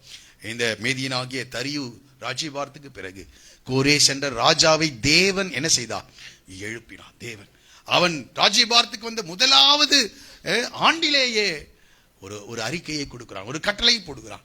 இந்த யூத மக்கள் எல்லாரும் தங்களுடைய சுய தேசத்துக்கு யார் யார் போக வேண்டும் என்று விரும்புகிறார்களோ அவர்கள் எல்லாரும் எழுந்து தங்களுடைய சுய தேசத்திற்கு கடந்து சென்று அங்கிருக்கிற தேவனுடைய ஆலயத்தை கட்டி எழுப்ப வேண்டும் என்ற ஒரு பெரிய கட்டளையை கொடுக்கிறான். Price the Lord.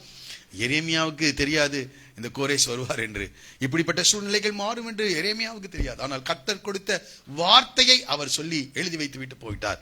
இந்த தானியேல் சிறையிருப்பின் தேசத்திலே அந்த வார்த்தையை விசுவாசித்து அந்த நாட்கள் நிறைவேறுகிற போது சாம்பலில் உட்கார்ந்து உபவாசத்தினாலும் ஜெபத்தினாலும் விண்ணப்பங்களினாலும் அவருடைய முகத்தை நோக்கி பார்த்தான். தேவன் ஏற்ற காலங்களிலே தம்முடைய வார்த்தையை நிறைவேற்ற ஆரம்பித்தார். Price the Lord. இந்த காலையிலே கர்த்தருடைய வார்த்தையை நான் பற்றிக் கொண்டிருக்கிறேன், இன்னும் அது நிறைவேறவில்லை என்று யாராவது இந்த நேரத்திலே சொல்லிக் கொண்டிருப்பீர்கள் என்றால், என்னுடைய வாழ்க்கை சாம்பலில் உட்கார்ந்து கொண்டிருக்கிறது போல இருந்தால் என்று சொல்லுகிறீர்களா? இந்த காலையிலே ஆண்டவரோடு கூட பேசுகிறார். அந்த சாம்பல்ல உட்கார்ந்து கொண்டிருக்க அதே நேரத்தில் ஜெபத்தினாலும் விண்ணப்பங்களினாலும் அவருடைய முகத்தை நோக்கி பாருங்கள். நிச்சயமாக நான் சொல்லுகிற காரியம் என்னென்றா, சாம்பலுக்கு பதிலாக ஒரு சிங்காரம் வரும். கண்டிப்பாக அது வரும். இந்த வார்த்தை உண்மையான ஒரு வார்த்தை. தானியேல் அப்படி கர்த்தரை தேடினான். தேவன் தம்முடைய வார்த்தை நிறைவே. எலியாவை பார்த்து சொன்னார், நீ போய் உன்னை ஆகாபுக்கு காண்பி, நான் தேசத்தின் மேல் மழையை கட்டளையிடுவேன் என்று சொன்னார். இப்போ வந்து காண்பிக்கிறான். மழையின் இறைச்சல் அவனுக்கு கேட்கிறது. மழையின் இறைச்சல் கூட கேட்டான். ஆகாபை பார்த்து சொல்கிறார், ரதத்தை ஆயத்தப்படுத்தி துரிதமாய் நீ கிளம்பு, மழை உம்மை தடுக்காதபடிக்கு துரிதமாய் நீ போ என்று சொல்லுகிறான். இப்பொழுது அந்த கர்மேல் பர்வதத்தின் மேல் ஏறி தன் முகம் முழங்காலிலே பட குனிந்து 7 முறை என்ன செய்தாராம்? ஜெபிக்க ஆரம்பிக்கின்றார். இறைச்சல் கேட்டு கர்த்தருடைய வார்த்தை உண்டானது, மழையின் இறைச்சல் கேட்டு விட்டது. ஆனாலும் எலியா ஜெபிக்க தவறவில்லை. இந்த காலை வேளையில உங்களுக்கு கர்த்தர் ஒரு வார்த்தையை கொடுத்திருக்கலாம். அது நிறைவேறுகிறதான அந்த சூழ்நிலையை கர்த்தர் உருவாக்குகிறதை உங்களுடைய கண்கள் காணலாம், உங்கள் காதுகள் அதை கேட்கலாம். விட்டுறாதீங்க. சாம்பலில் இருந்து ஜெபத்தினாலும் வேண்டுதலினாலும் அவருடைய முகத்தை நோக்கி பாருங்கள். அப்படியே எல்லாரும் எழுந்து நிற்போமா? உன்னுடைய சாம்பலை தேவன் சிங்காரமாக கர்த்தர் மாற்ற முடியும். உடைய துக்கத்தை ஆனந்த தைலமாக கர்த்தர் மாற்ற முடியும். அது மாத்திரமல்ல, ஒடுங்கின ஆவிக்கு பதிலாக துதியின் உடையை கர்த்தரால் கொடுக்க முடியும். எதற்காக இந்த சாம்பல் என்றால், உன்னை நீதியின் விருட்சமாக அநேகருக்கு சாட்சியாய் தேவன் மாற்றும்படி தேவன் விரும்புகிறார். இது ஒரு ஜெப நேரம். தயவு செய்து எல்லாரும் பயபக்தியோடு கூட, ஆபிரகாமை குறித்து நம்ம படித்தோம், தேவன் அநேகரை சந்தித்துக் கொண்டிருக்கிற ஒரு நேரமாக காணப்படுது. பயபக்தியோடு கூட தேவ சமூகத்தில் நிற்கும்படி கேட்கிறேன். Price the Lord. எல்லாரும் எழுந்து நிற்போமா? முடியாதவர்கள், பலவீனர்கள் அப்படியே உட்கார்ந்து ஜெப நிலையில இருங்க. தேவன் அநேகரோடு கூட பேசிக் கொண்டிருக்கிற ஒரு நேரம், அநேகருடைய வாழ்க்கையை கர்த்தர் மாற்ற சித்தம் கொண்டிருக்கிற ஒரு நேரமா இருக்கிறது. ஹல்லேலூயா. இந்த காலை வேளை ஆண்டவரை பார்த்து சொல்லுங்க, ஆண்டவரே, நான் சாம்பலில் உட்கார்ந்து கொண்டிருக்கிறப்பா, ஹல்லேலூயா, அவமானப்பட்டு கொண்டிருக்கிறேன், ஹல்லேலூயா, வேதனையை அனுபவித்துக் கொண்டிருக்கிறேன், ஒடுங்கின ஆவி உடையவனா இருக்கிறேன், சந்தோஷம் இல்ல ஆண்டவரே, மகிழ்ச்சி இல்ல, ஆனதற்கு பதிலாக துயரத்தை அனுபவித்துக் கொண்டிருக்கிறேன். இந்த காலையில் ஆண்டவர் சொல்லுகிறார், இந்த செப்டம்பர் மாதத்திலே ஆண்டவர் உன்னோடு கூட உடைய வலது கரத்தை பிடித்து சொல்லுகிறார், உடைய சாம்பலுக்கு பதிலாக சிங்காரத்தை நான் கட்டளையிடுவேன். Price the Lord. அது உங்களுடைய வேலை பாவமா இருக்கலாம். அது பாவமா இருந்தால் தயவு செய்து அதை அறிக்கை செய்து விட்டு விடுங்கள். Price the Lord. உங்களை தாழ்த்துங்கள். ஆபிரகாமை போல தூளிலும் சாம்பலிலும் இருந்து, ஆண்டவரே கொஞ்சம் நான் பேசுறேன்னு சொல்லுங்க. உங்களை தேவனுக்கு முன்பாக தாழ்த்துங்கள். ஹல்லேலூயா. தேவனுடைய வார்த்தை கை கொண்டதினால் பிரச்சனைகளா, அந்த பிரச்சனைகளை தேவ சமூகத்திலே சாம்பல் உட்கார்ந்து கொண்டிருக்கிற உங்களுக்காக கர்த்தர் மகிமையான காரியத்தை கர்த்தர் செய்திருக்கிறார். மொர்தெக்காயினுடைய வஸ்திரம் மாற்றப்பட்டது.